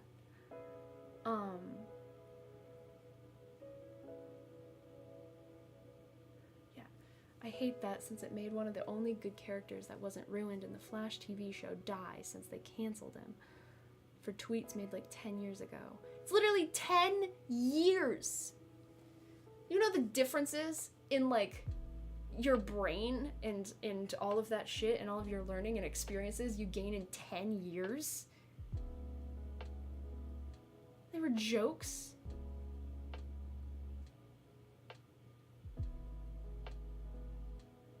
Like, people aren't allowed to be better because no one cares that they've gotten better. They only care that they made the mistake. But look at them. If they make a fucking mistake and you point it out, it's like, it was just a mistake. I didn't mean it. It's terrible. They wanted Kevin Hart to apologize for something he already apologized for. Of course they did. Because people also with cancel culture will not educate themselves. So, this happened a while ago, and I've talked about it before, but, like, the big thing with Dan Avidan, he was, accused of grooming. So what actually happened was some girl, some fan or whatever, he, like, messaged her on, like, happy birthday. She messaged him something when she was 17, like, oh, hey, like, you should do a show in my area at some time, and he's like, maybe, and then he wished her, like, a happy 18th birthday, and then, like, a couple of years down the line, they had sex at, like, a Grumps thing when she was 22, like, 21, 22, something like that. Not grooming, not even close, but she accused him of grooming, and then there was this whole thing, and, like, fucking people were like, oh, he groomed somebody, like, can't watch him anymore. Not even, like, looking for information. They just heard it, and then they're like, okay, never mind. Like, nobody cares enough to actually know what really happened. It's horrible, and it's ridiculous. At the very least, you can, like, and I get not looking up something about, like, every single person who gets canceled, because it's a lot in the last couple of years. But to just, like, completely be like, oh, he's a terrible person, and not know anything about the situation, literally just rumors and then take it, it's terrible, and it ruins people's lives over things sometimes they didn't do, or if they did do something they did when their brain wasn't even finished developing, when they weren't finished. I think your brain finishes developing at what, like 24, 25, something like that? Maybe even later. It's been a while since I've looked at, like, the facts on that, but, like, 10 years is an insane amount of time. Whether you're going from 15 to 25, whether you're going from 30 to 40, 10 years, you can change. Your entire world can flip upside down, and you could be an entirely new person within 10 years. And people will be just chucked out forever for something they did 10 years or more before. Because what? Because the internet saves everything? Okay. So if you're gonna focus on all the bad, why don't you focus on the good? Why don't you focus on the change? Because nobody cares. They thrive on that mob mentality. They thrive on that hatred, and that just... They thrive on the feeling that they can do something because the world is fucked right now. It just is. It's fucked. And I think a lot of cancel culture is the false feeling of power it gives people, feeling that they control who lives or dies, who matters and who doesn't. It gives them a sense of control in this hellish fucking life where it feels like nothing's up to us, but it's not right. That is not how you reclaim your power, by ruining somebody else's life. That would be like somebody going through your diary from middle school and like telling it to the whole school if you were like, I think this person's shoes were ugly. I don't like them very much. And then, like, the entire school never talks to you again and decides you're the shittiest person on earth. When it was, like, it's so absurd. It's like fucking 30 years down the line, those people still won't talk to you because you wrote something in your diary in middle school. Whenever you hear about, like, class reunions, shit like that, a lot of those stories are bullies and shit coming back, or like people you weren't friends with or whatever coming back and being like, I'm sorry for how I acted. People change. Fucking believe it or not, people change. And the fact that society now and like the online groups of people refuse to accept that people change, it's just ridiculous. I gotta catch up with chat. There's a lot of people talking. I host a word show. The company made a tweet about my private Twitter, so I stopped using that Twitter because I don't want to get connected to such a bad company. Oof. I think recently I saw for males it could be up to 30 years old. My brain is still not done making itself. No.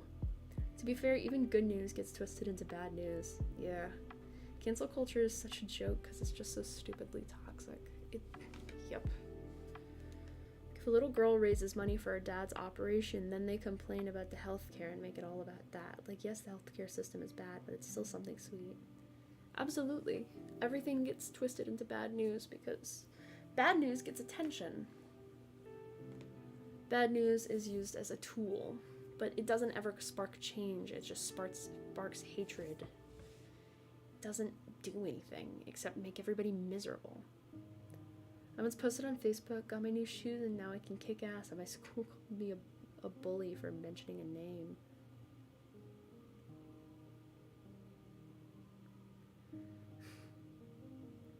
Saw something recently about jobs right now. So we have a record number of jobs in the US right now. So Democrats will say that, like, yay! But the employment rate is not at its highest, so Republicans will blame Biden for that. It's all about who needs or wants the attention. I'm not political, but yes, you are very political and I'm very not. And that is a duality between us as people. But I need to sit weirdly. I can't sit normally. Get neurotypical cooties. By the way, this is how I sit in chairs, like, most of the time. I sit on my toes on the chair, crouching. Don't ask me why. I don't know. Stay. There we go. Hey, what's up? It me, your boy. I'm changing this light to yellow, by the way, because there's no light back there. So I'm hoping changing the color will give me some color. Hey, look. I do have some color now, because I changed the light to yellow. But the light back there is also a little yellow, but it's more white. Nice. Hey. Not a lot of color, but I get a little bit. I'd love if you could, see me properly. I'm side lit.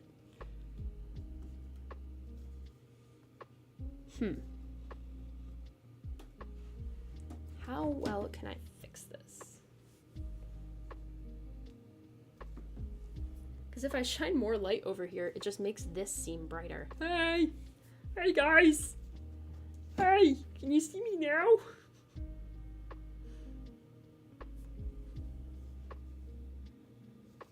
It's fucking annoying. I hate lighting problems. I want a nice camera like Trevor has. And it's even a stance. It would be the same thing if Republican president office just flip-flopped. Yeah. Posted about my plushies and I got...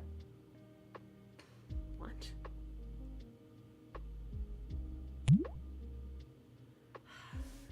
I gotta hydrate. Kirby.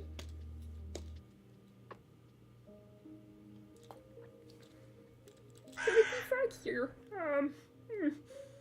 That's a crow.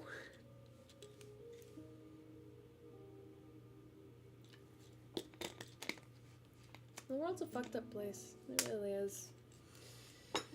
It's a sad thing to say. Emotional damage. I had my headphones right next to my mic. That was so loud. I've moved it. How did I steal if I bought them for like $50? People will make bad news out of anything. People will try to destroy anything if it means it gets them ahead. It's terrible. I had to watch in fucking class the other day and it was depressing and terrible. It was a movie on fracking. And specifically, so fracking, for anyone who doesn't know, is hydraulic fracturing. It's how we sacrifice, not what I meant to say. How we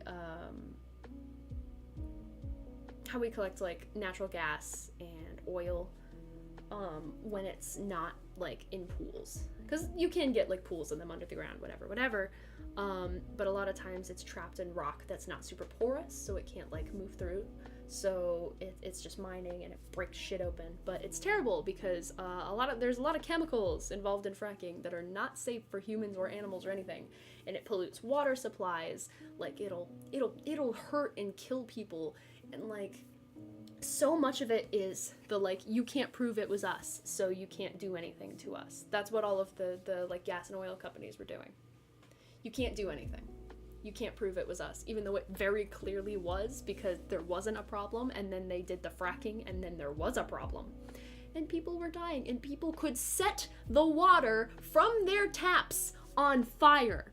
Not kidding. And that was not an isolated event. A large group of people could set the water from their tap on fire. How polluted is your water when you can set the water on fire? And there's like all these terrible things, and like some of them can't even, like, for one house they had the company was like, it wasn't us, but also we'll give you a reverse osmosis water purifier. There are chemicals in that water that weren't taken out by the reverse osmosis purifier. And those specific like chemicals that didn't come out like have devastating effects. Like, it's terrible. It literally kills people, and you can't detect it. Like, it's clear you couldn't taste it. Kills people. It's horrible. Nuclear is the cleanest way to make energy if they dispose of the waste properly.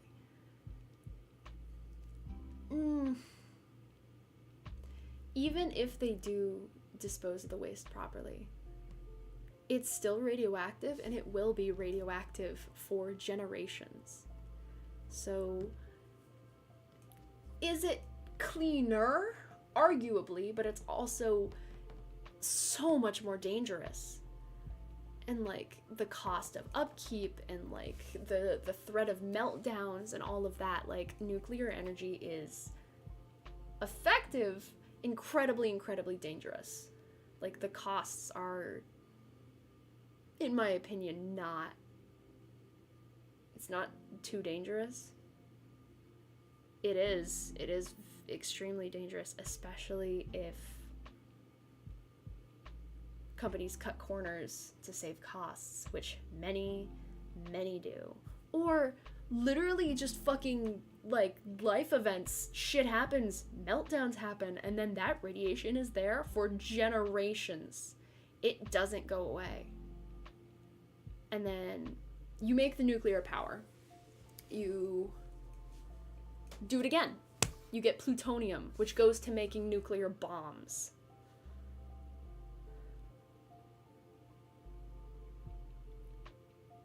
It's still not the safest by any means. Radiation is a silent killer, and it will kill. And at least a lot of chemicals you can intake without knowing. Most cases of radiation, you have no idea, and then you're dead. Or if you aren't dead, you have problems that persist for the rest of your life.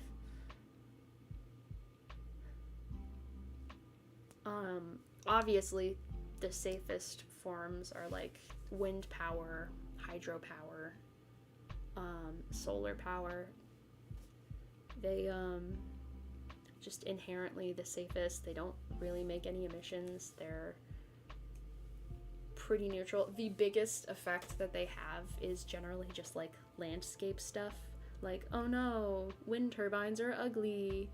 And like, they might make a small problem with, like, local wildlife, but also I've seen like squirrels and shit just like hanging around solar panels, and it's fine, and they don't eat them or anything, and everything's fine. So like, that's it. Meanwhile, fossil fuels ruining the planet. They aren't as effective in every area, which is the only problem. However, I will argue one of those three will work in every area. I am wholly unconvinced that, because often, if you don't have sun, it's cloudy, stormy, windy. That's good for those places. If you're a lot of times, if you're not super windy, whatever, you have the sun. Or like near oceans and shit, you have water for hydropower. You have the winds near oceans are fucking crazy. So like, if you have a lot of wind turbines somewhat close to the water, like or those areas, that's really good. Also, you can make lines. You can make fucking power lines. The argument that the power, like, it's inefficient because it can't travel is a bad argument, because like, we have all of these plants, and then they, like, all the energy from them travels through the grid. So if the grid's all interconnected anyway, why not put all that shit in the places where it is like up to its full potential, and then just fucking trade, because you're not going to use all that power anyway. Exactly, the travel thing is stupid. We get energy from like stupid far away. So yeah, you can't place all of those things everywhere, but I'd argue that one of those three renewable sources can be put in one of any location, and shit travels, like, power travels obscenely far to get here anyway. Like how New York gets energy from, I think, all the way in Jersey. If you look at a map of the grid, you can get power from anywhere, because excess power from one place is just sent to another. So that shit will just fucking travel across the US. Also, bye Al, thank you for engaging in this conversation. I appreciate it. We're stuck in our ways, and the people with the money control the world. If there's a better, cheaper way, then they will get less money. Look at the water engine. Exactly. But the people with the money are the minority. They have power, but they're the minority. If all of the lower people, if entire groups of people were like, no, we're moving to solar, they can't fucking stop us. But people aren't gonna do that.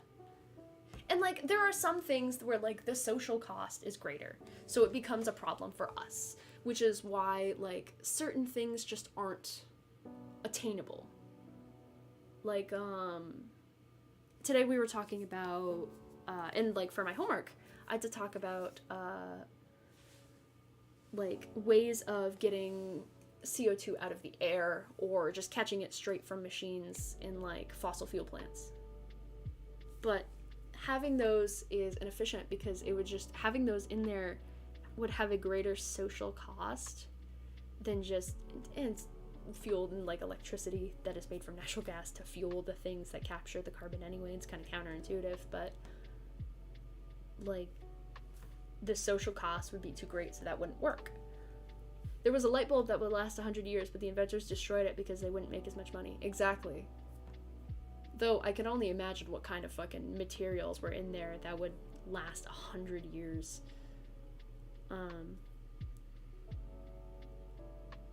This entire group of light bulb company owners that dictate how long a light bulb can last. I know. It's with a lot of technology, there's planned obsolescence, I think. Yeah, because obsolete. Where like we could continue making fridges and like TVs and laptops and phones that last, but we don't. It's all about the new, the boom, the exciting. So they're physically made to turn to shit in like 3 years. Meanwhile, have you ever met like an older person in your life that still has like a fridge from like fucking, I don't know, like the 60s? That shit still fucking works. I'm telling you right now, that shit will work until long after you're dead. Hell, it could break down and you could fix it and it'll keep working. It'll be fine. You know why? Because they made shit to last. Fucking fridges lasted, like houses lasted, and part of that's because like everything's expanded so much, and like they built their houses with actual trees that had been there for like 100 years, and all of ours is grown in like 20. But like things are made to be thrown away because it makes somebody money, and it's terrible and it's disgusting. It really is. And companies are making things with unique parts so they cannot be fixed. Yep. They can't be fixed unless you pay them more money. Example. I have a Bluetooth pair of, I think JBL headphones that I was given a couple years ago. Love them. They're great. They have an aux cord. Aux cord fucking broke. I'm like, oh shit, I'll get a new aux. Except these motherfuckers made it so one side of the aux cord is itty-bitty and the other one is normal sized. And the itty-bitty one goes into the headphone. You know why? So you can't just buy any fucking aux cord. You need to buy theirs so it fits. Which is bullshit. Fuck them. That's why I use these ones, and I've had these for a really long time. As you can tell by the fact that the tops are, like, the top of it is shredding. The actual earpiece is shredded a long time ago, but I took the earpieces off of another set of headphones I have and don't use, and I literally just, like, fucking shoved them on here. These are actually, so the speaker parts on these are round. This, the piece here was actually on the other headphones is oval shaped, but I just made that shit fit. And look! Still fucking works. And every time the aux cord breaks, I can get a new aux cord for like $2. Cause they weren't assholes. And these are nice headphones too. They are very nice headphones. My Aunt Annette got them for me a fucking while ago, like several years ago. Still work.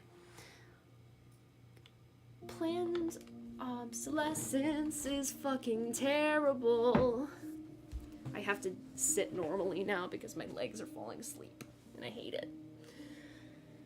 My electric scooter can't be charged without a specific charger, and it almost costs $100. Woof. That's what I make in 2 weeks of working. That's terrible. That's awful. Like, it's stuff like that. It's all about the money for people. And like, look at the amount of money the biggest people have. It's more money than they could ever possibly need in their entire life to achieve pretty much all of their greatest needs. They'd need like anything they ever wanted to do ever. They need like, what, 5% of that shit that they have? But they hoard it. For what? For status? To make themselves important? There are people dying of starvation, fucking, like, malnutrition, fucking colds. They don't have homes, they don't have lives, they don't have anything. And you're up there hoarding money for status. Closing in on 3.5 hours, yeah. Like, it's baffling to me how people can view themselves so highly that they just don't care. And a lot of the people I admire most are people who have gained and are still respectful. Like Markiplier. He's said before he has a lot of money, like more money than anyone should have, more money than he knows what to do with. And you know what he does with it? He donates insane amounts of money to charity. And he does charity things, and he's constantly helping, and he's constantly doing, and he's not, maybe a little, but he's self-aware. Like, he's not big-headed about it. He's not like, I'm so important because a bunch of people like me. He goes, I'm like, he's just a person. He's a person who's been put in an incredible and fortunate position, and he's mentioned that on multiple occasions, but like, he's just a person. And he knows that, and he doesn't boost himself because he doesn't fucking care. He uses his position to help other people. He does charities. He supports other people in their projects. He is genuinely a good person. And a good all-around person. And if I'm being honest, there is no perfection, but when it comes to it, he appears to be one of the most perfect people. Not because he is perfect, and of course, it's only a lot of the perfect parts that are shown on camera, as is the nature of the internet, but he comes so close to perfection because he is honest. He is good, he is honest, he helps, and he does not elevate himself just because he is fortunate. People who are born into wealth are notoriously brats, terrible people who believe they're entitled to everything because everything was given to them. Nobody should feel that because you are not entitled to shit. You know what you are entitled to? I think people are entitled to food. People are entitled to water and housing and the opportunity for improvement. I think people are entitled to the option, but nobody has to give you anything. Nobody has to show you kindness. Nobody has to humor you.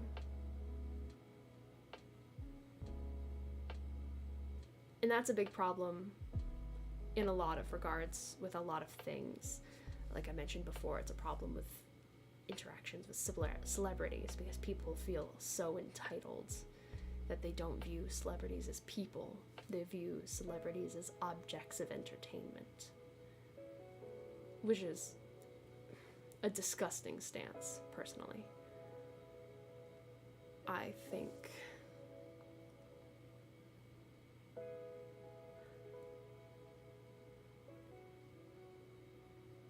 and you know, I think a lot of older generations are entitled. They think they're entitled to respect that they haven't earned because they're older, because they're clearly not wiser. They're not. it is incredibly obvious when somebody is wise and deserves respect and deserves kindness, because that is what they put out in the world. People who put out malice and disgust and hatred and contempt and think they're entitled to kindness, they're not. And they never will be. Because you get what you give. Golden rule taught kindergarten, first grade, treat others how you want to be treated. People will treat other people like shit and then suddenly think they deserve to be treated like royalty when they just kicked somebody while they're down. And this is true a lot of times, again, with older generations in service positions, like food service especially. People who work in like Starbucks and who like in other, like in like restaurants, stuff like that, or God forbid fast food. People will treat you like shit because the customer is always supposed to be right and the customer gets what they want. It's all about the customer. Fun fact, the customer provides the money. That doesn't mean you're entitled to anything. You're entitled to what you pay for. You're able to get what you pay for. You don't get any more than that. If you don't give kindness, you're not going to get kindness. The only reason it's a staple is because good customer service means customers are going to come back, which means the owners get money, which means the workers get money. So they'll be nice. But if you're going to be a bitch and cuss somebody out because they forgot pickles, or if you think they made your drink wrong, or worse, when people are terrible because they know if they're terrible enough, they'll get free things and they won't have to pay for something they want.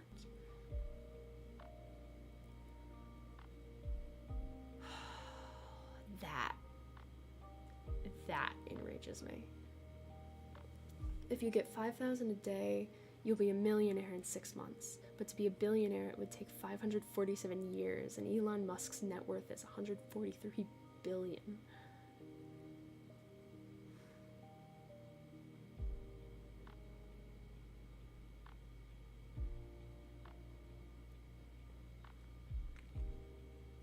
I wish death on no one, and I will preface this with that.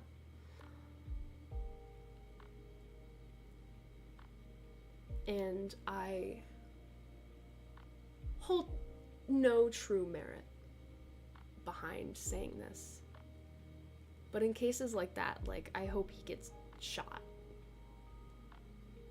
No one needs that much money. Not a damn person in the world needs $143 billion. $1 billion is an insane amount of money. 1 billion could support a family for their entire lives. 143 billion. For what?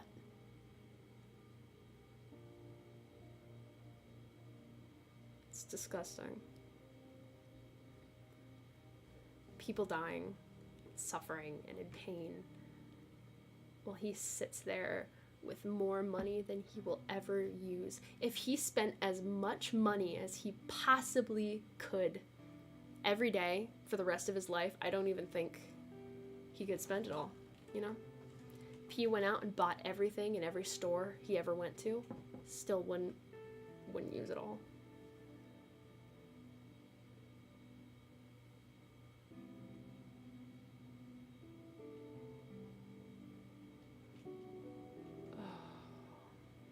I hate people who,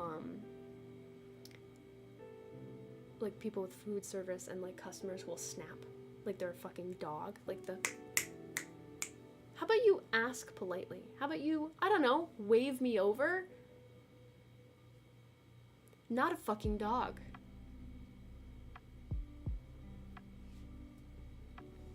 I hold infinite respect for, especially in the case of, like, managers of chains or big businesses, because a lot of chains, big businesses, stuff like that, will force you to be kind to the customer or fire them or fire the worker because it's harming the company's image. I hold infinite respect, especially in these cases, for managers or people who just don't take shit. Like a manager of a Target or something that will kick somebody out if they're being a raging asshole to one of the workers. Infinite respect. And like small businesses, stuff like that, where if somebody is being terrible, they will immediately be asked to leave. That is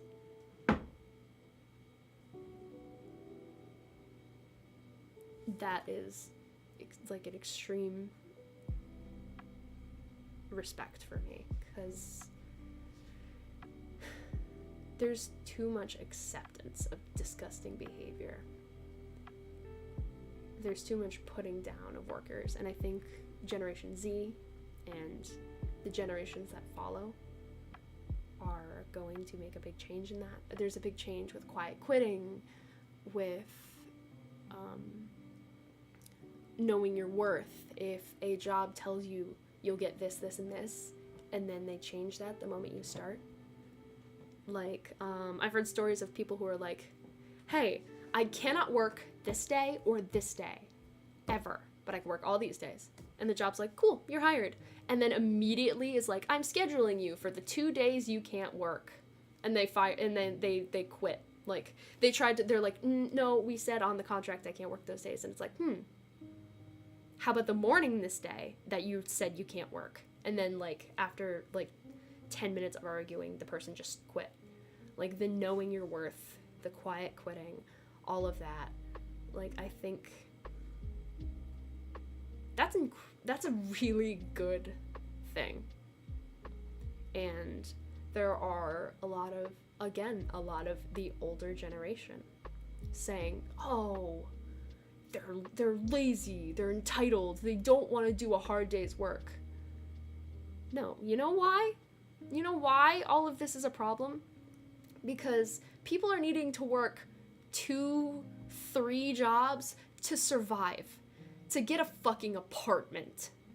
An apartment. And no one wants to work their ass off for barely any pay just to be miserable. At the very least, there needs to be an understanding of respect. If you want somebody to work for you, you need to show you're worth working for. I was making waffles and somebody came and spit in the waffle batter.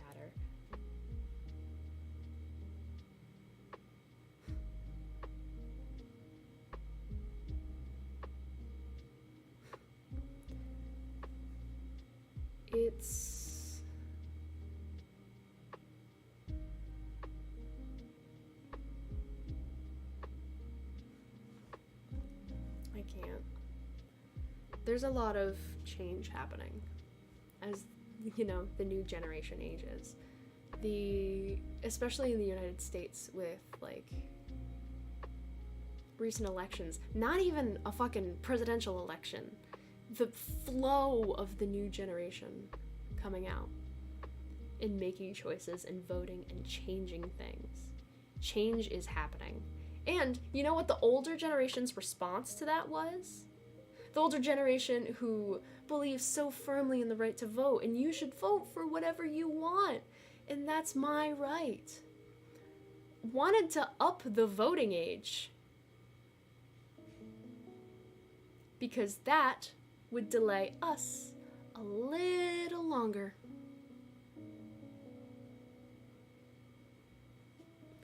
You know what? It's not gonna fucking matter.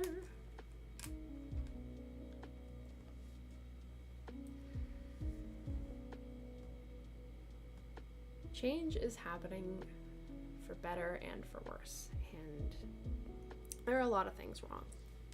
There are so many things wrong. I think people have gotten dumber as time has gone on. People have gotten more and more stupid.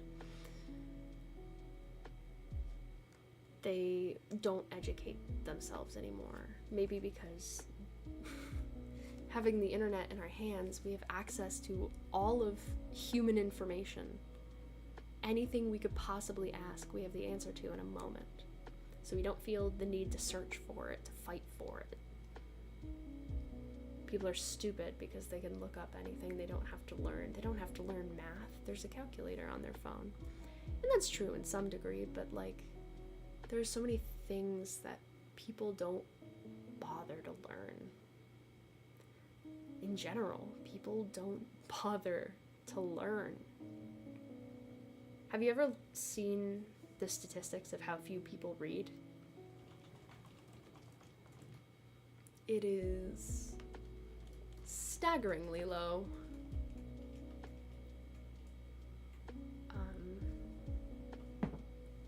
I think it was something like if you read like 6 books in a year or something, it'll be more than like 90% of Americans, something like that. Hell, it might have been like 2 books in a year. I'd have to look it up properly, but like, wonder how many people have watched a documentary in the past couple years. I wonder how many people have gone to a museum and actually read and looked instead of going, oh, look at this thing, and moving on. People don't care to learn anymore. They just don't. And it's having terrible effects. And there are some stupid people. I don't know if you remember this, but there was... this circled the internet, so it's not just like a one-place thing. Like the guy who said we can't keep utilizing wind power because we'll run out of wind. What? Like, it's stuff like that. Like, people are just so painfully stupid. And like, even on the political side, like, years ago, no one just blindly followed somebody and whatever they said. They went, hey, I like this presidential candidate because of this and this, but I hate this, this, and this. And they can say, I like this person less because of this and this, but they do have good points on this and this. You know what it is now? Especially in America? It's, this person is God, they're right, they know everything, you know nothing, the election was rigged.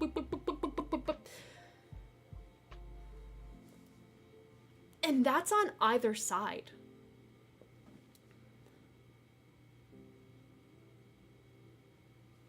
You know, Democrats aren't even like on the extreme left. They're actually like pretty far right.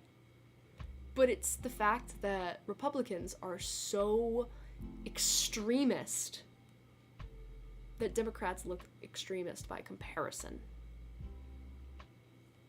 You know what I just thought? It's the boomers generation that wanted to lower the voting age because of the Vietnam War. They were being sent to war but could not vote and had these fights started in World War II when the draft age was lowered to 18.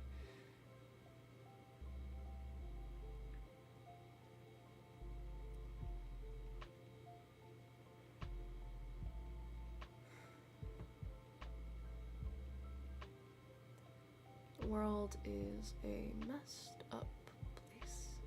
It is. Yeah, American Democrats are still on the overall political right. But they look extremely to the left by comparison because a lot of Republicans are just so extremist. It's terrible. And like recently, and like, I'm not a political person, so for me to talk about this is because I don't like politics. If I can, I fucking avoid them, but you can't avoid them because like people's rights are being taken away. People's reproductive right, like to have an abortion, is being taken away, and on top of being taken away, people being like jailed for suspected abortion. And like under a lot of those like laws and rules and stuff, a miscarriage can, like, count as an abortion.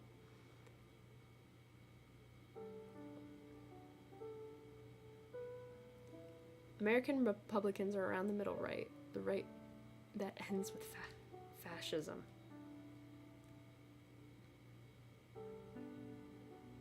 Like, it's fucking insane. So much of it is insane.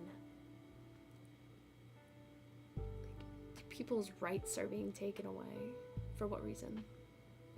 I'll tell you what reason, at least in the case of women's reproductive rights. It's not about the kids, because you know what? If they cared about the kids, they'd fix the adoption system, foster care system, because it's fucked up. And kids that go into the foster system come out way more fucked up. I knew a girl for a short period of time. I spent a period of my summer with her. That poor girl was in the system, and like, she was angry and lashed out, and I showed her kindness and patience because I knew that it wasn't because of me, and my mother had assured me, because I was a bit younger, and like, the moment she realized that she was safe, especially around me, and that like wasn't gonna hurt her, she was a kid. She was a kid.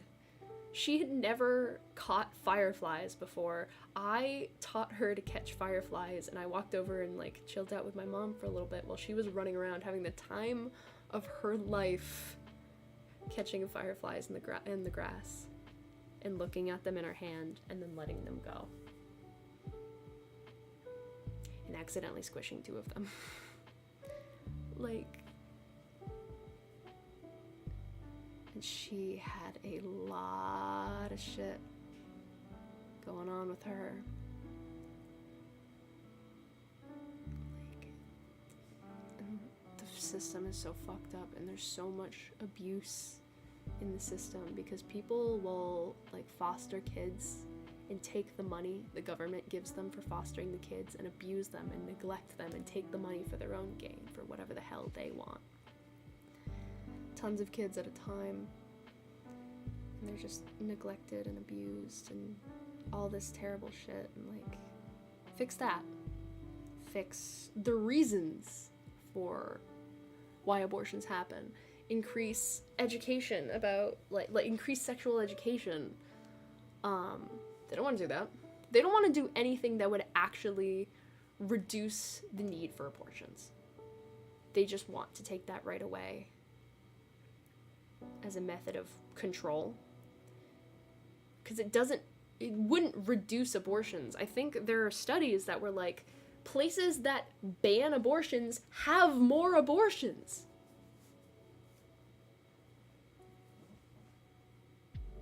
And like,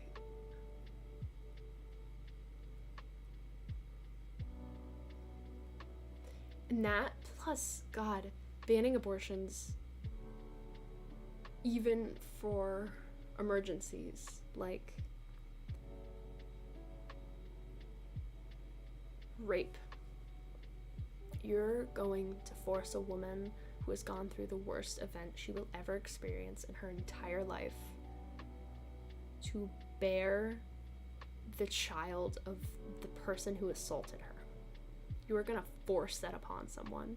Do you know what that will do to somebody? To their body, to their mental health, to everything? It'll destroy them. And they don't even care about the child. They don't give a shit either way.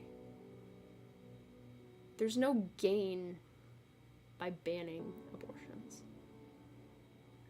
We have a population problem as it is. On Earth in general.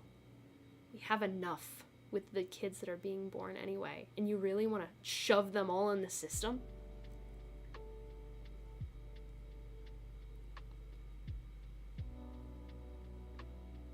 There's a debate in Norway about teaching LGBTQ stuff, and extremists wanted it out because the children would turn into Love that. That's great. It's LGBTQ stuff too. I don't understand what the problem is. You personally, your life is not affected. Nothing about your life is going to be harmed by letting people love who they want to love. And in a big way, it's repeating history. It's repeating the fight for interracial marriage. You know what happened when interracial marriage was legalized? People got to live happily with one another. Like, it didn't fuck anything up. You just got mad. Because why? Because you don't like them? I'm sorry, turn the other fucking way. It's the same thing with, like, rights to gay marriage. And honestly, gay rights, all of that is just mirroring the fight for rights for people of color. And the fact that, first of all, the fact that there are still racist motherfuckers, there are still blindly racist people in 2023 is appalling, considering all that's been done. And the fact that, like, even those who are like, oh, of course, like, I have nothing wrong with people of color, will have something wrong with LGBTQ and be so against them when their struggles mirror each other remarkably.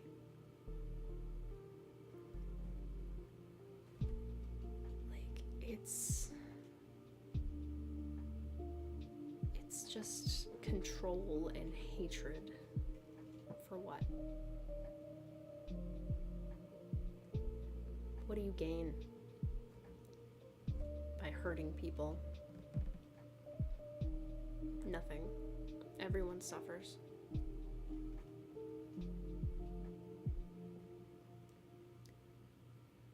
We are almost at 4 hours.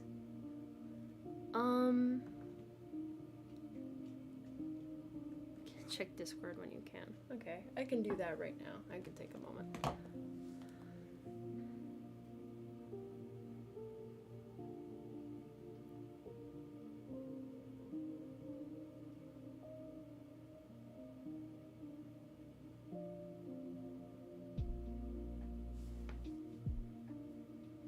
Boop boop boop boop, and your shoes are looking cool.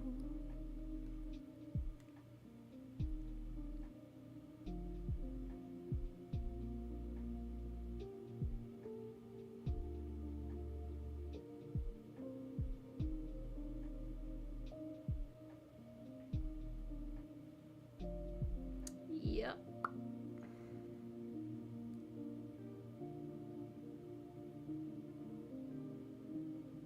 Yep.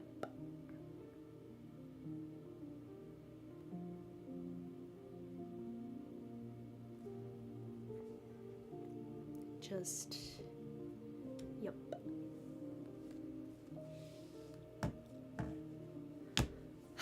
This has been a very long, heavy conversation, and we are nearing 4 hours, and as you can tell, my throat's a little and I do have a little more work for my class I have to do for tonight, but I am not going to let us end on such a miserable topic. So, Gatita sippin', sleepy kitty.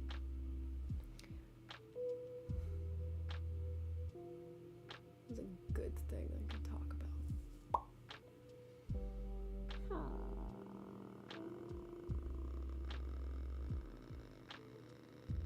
I'm gonna do a...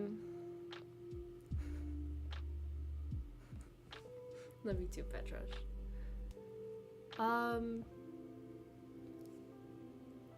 well, I mean, at some point before the end of the month, I want to do a Animal Crossing collab with Hero Plays. We've talked about it for literally like a year. Or at least it feels that long. It was, yeah, because I swear to God, it was like when I'm back on campus for J-term last time when it was first mentioned was like when we do it, and then that all passed and it never happened, and now it's another J-term, so. But that will happen eventually, and it hopefully will happen before the end of the month. Next, I have time. Also, when I get back on my island and clean up, because I literally haven't played Animal Crossing in like 2 months or something like that. Maybe not that long, but it's been at least a month. My villagers are gonna be pissed at me. There's gonna be weeds everywhere. There's gonna be so much shit for me to pick up. I stopped playing before it turned to winter. It's fucking January, my guy. It's like midway through January almost. I have those games on Steam, possible stream games too. Yep. So God, my villagers are going to be so pissed at me. But I have to get on and like do a little work on my island, probably this weekend, and I will see if soon, maybe midway through the week, hell, even next weekend, maybe Hero and I can do a little Animal Crossing collab, because he also hasn't played Animal Crossing in a while. I think he doesn't do it very often because a lot of people break rules. I have a new island now because new Switch and it looks good. Hey, that rules. My island's okay. It's not great, but a lot of people completely transform their islands and make them very like urban city-esque, but I like the feel of the island. I played and I like it because it is an island. It's this natural place where just a few houses are, you know? It's like a bunch of little cabins in the woods. So I don't like transforming it too much, though I have added some fun spots. But yeah, I need to get on and fix all of that and pick up all that shit and talk to all my villagers and make them not hate me. And then Hero and I will do a collab. I still haven't even like figured out what on earth what the fuck is chat doing? We could do Portal 2. Ooh. A lot of people had a problem with a person joining and stealing. Oh, you mean Naminsky? Yeah.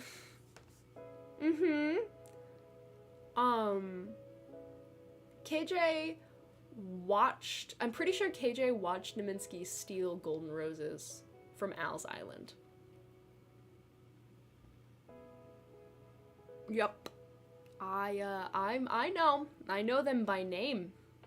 They have a reputation.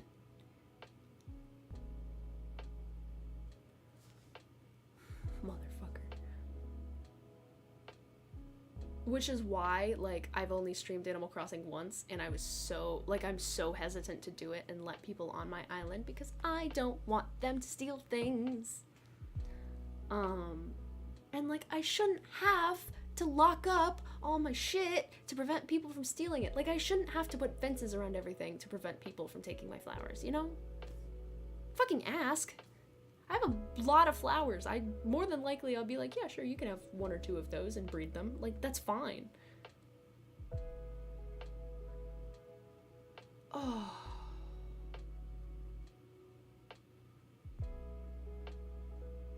Oh, that's terrible. Yeah, I don't have Naminsky blocked on Switch. So I'm not completely safe. I don't usually do dodo code though, or at least not yet. I'll probably have to do dodo code when I invite people to my island, which will be a bad time, but you know.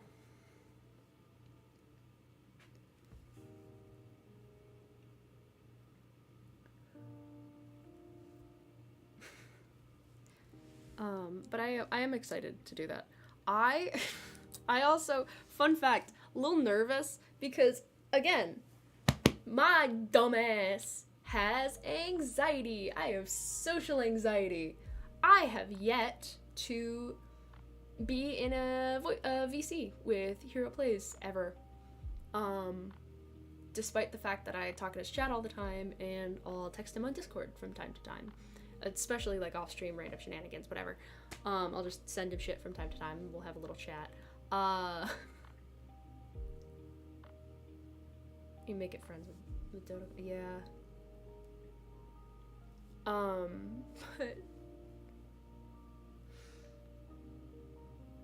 there's the thing about playing Valorant at 9:30. Ooh.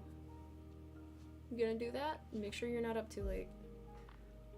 But like, that's another reason probably, like collab has been so delayed, because I have anxiety, and I remember the first time I was in a VC with Tommy, and I love Tommy, talked in VC with Tommy plenty of times, but the first time it happened, I think I was in VC in my server with like a couple people, we were all talking, and then Tommy joined, and I panicked because I had never been in a VC with him before, and I went dead silent. Just full fucking silence, like, while everybody was chatting, and he felt so awkward, and he talked to me later about it. He's like, I felt so bad, like I felt like I ruined the moment, I was gonna leave, and I'm like, I was just scared, I have anxiety.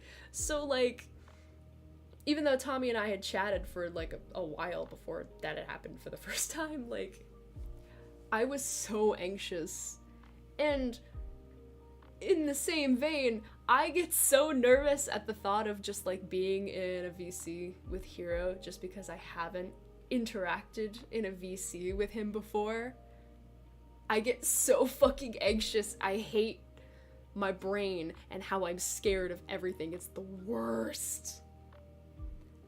I was playing Overwatch and I got matched against a person playing the same character, and we basically had a mirror match and I won. Oh, hell yeah. That's awesome. Oh my god. I'm just like thinking about it, because like I try to be on VCs and talk, but it's so hard because I'm too shy to talk. Yeah, absolutely, I get that. I've had plenty of times where I join like a VC or whatever and immediately mute and then just talk and chat because I was too terrified at that time to talk in VCs. And I'm a lot better now, and like, again, like I said before, part of that is just like all the streaming and everything, which is a lot of interaction even though I'm the only one talking. It just gets me more comfortable talking to people from my side. And like VR, which is just, again, a lot of talking to people, even though I'm still shy and awkward on VR too. And then I broke out in Grizzy's Discord. Yeah, I just talked in Grizzy's Discord, but I think that's because that was so many people that I felt anonymous and part of the crowd because there were so many. One-on-ones are my kryptonite. If you put me in a one-on-one call with somebody I don't know, or somebody who I like met and I want to be friends with, but we haven't talked in VC before, does not go well. Ever. Like, even though I wasn't the only one on the call when Tommy had joined the VC for the first time. I think it was like me and like two other people, probably Arca and like KJ or something. Tommy joined and I just went dead silent. I fucking just couldn't do it. Even though had been chatting with Tommy for a while, like we were starting to become friends, was really cool. He joined, passed away that moment. And like, that's like with like 3 people in there, whatever, something like that. It's because like when there's a lot of people, especially if they're all strangers, I don't have to worry as much, because like even though I might interact with them again, like if it's a part of the crowd and I'm making jokes as part of the crowd, it's likely no one's gonna remember me. But in cases where it's like one-on-one or like 2 other people and like I'm the stranger or whatever, like if I don't know these 2 people but it's like, hey, come join this VC, like from one of my friends, it'll be like, I'll be in there in like a few minutes, or I'll be in there like a minute, and then I join, and then they're not there for like 10 minutes, and then the other two people are talking, and I'm just like, and they're like, hey, what about this? Let's talk to you. And I'm like, I'm scared. I've gotten over a lot of aspects of my social anxiety, and a lot are still there. God damn it. Trevor redeemed, hydrate.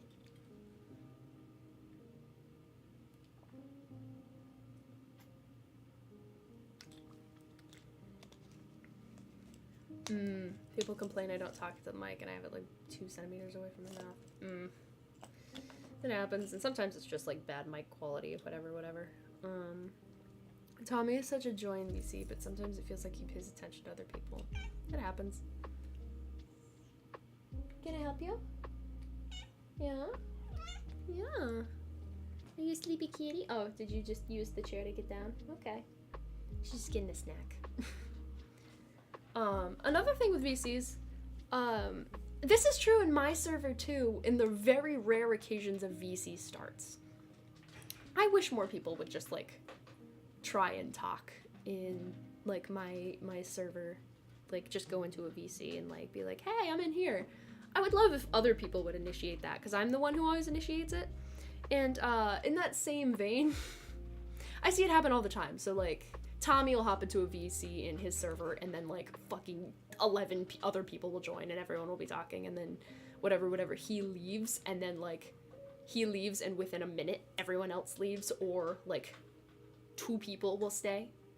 That'll happen in a server owned by anybody, but it's always feels kind of funny when it happens with me, because, like, yeah, I'm the server owner, and, like, technically I'm a streamer, but also, like, I'm just a person. Sorry, I have chronic lip bounce. If you hear that, that's why. But it's so weird when it's like, yeah, there's, like, 5 people in a VC, and everyone's talking and chatting with each other and having a good time, and I'm like, all right, guys, you guys have fun, I gotta go. And they're like, bye, Caitlin. And then I leave, and then as I leave, before I can even click out, I just see, like, doo, doo, doo, doo, doo, empty. It's so bizarre to be, like, the glue person, which is the only way I can represent it, is, like, the glue person is the reason all the people are there and they're all connected, and, like, people can interact, but a lot of the time they're there for the glue person. And, like, the glue person is usually the owner of the server in a lot of things. But it's such a bizarre circumstance, seeing the glue person or being the glue person. Especially since, again, I am very awkward and have trouble socializing a lot of the time. I don't know. It's just strange.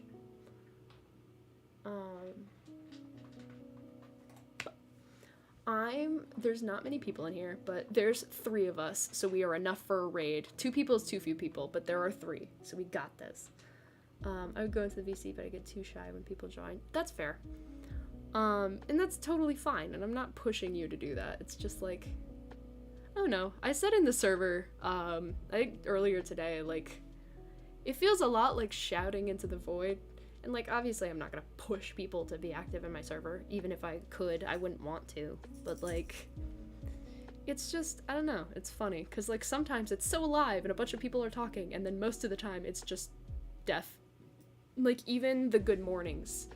Usually when one person would say good morning, like, 5 people would respond, and now sometimes I'll say good morning and no one responds. I'm like, oh, damn, okay. And then the only active part is the fucking advertising chat, which I have muted, so I never know when that goes off anyway. It's, I honestly have the advertising chat there more as a formality than anything. Just to have all that shit centralized, and, like, it is a thing. People can mute if they don't want to get notifications from it, but I don't know. Anyway, I'm going to... Boop. I'm going to see if there's anyone we can raid at this hour. It's 6:30 p.m. Oh. Well, I mean, of course I have to raid you. It's only fair. Let me put this on. Whoop. That's getting a season 4? Sorry, I didn't think you was gonna be still going.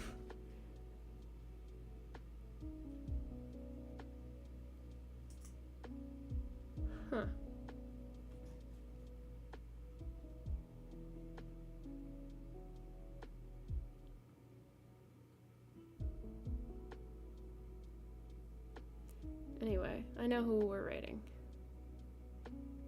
Mute the audio. Shh. There we go. Hell yeah. So, I once joined a VC and screamed hello and left because I got flustered. That is so valid.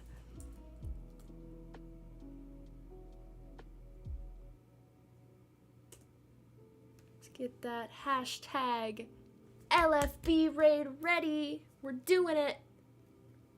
Ready to go. It's so dark out.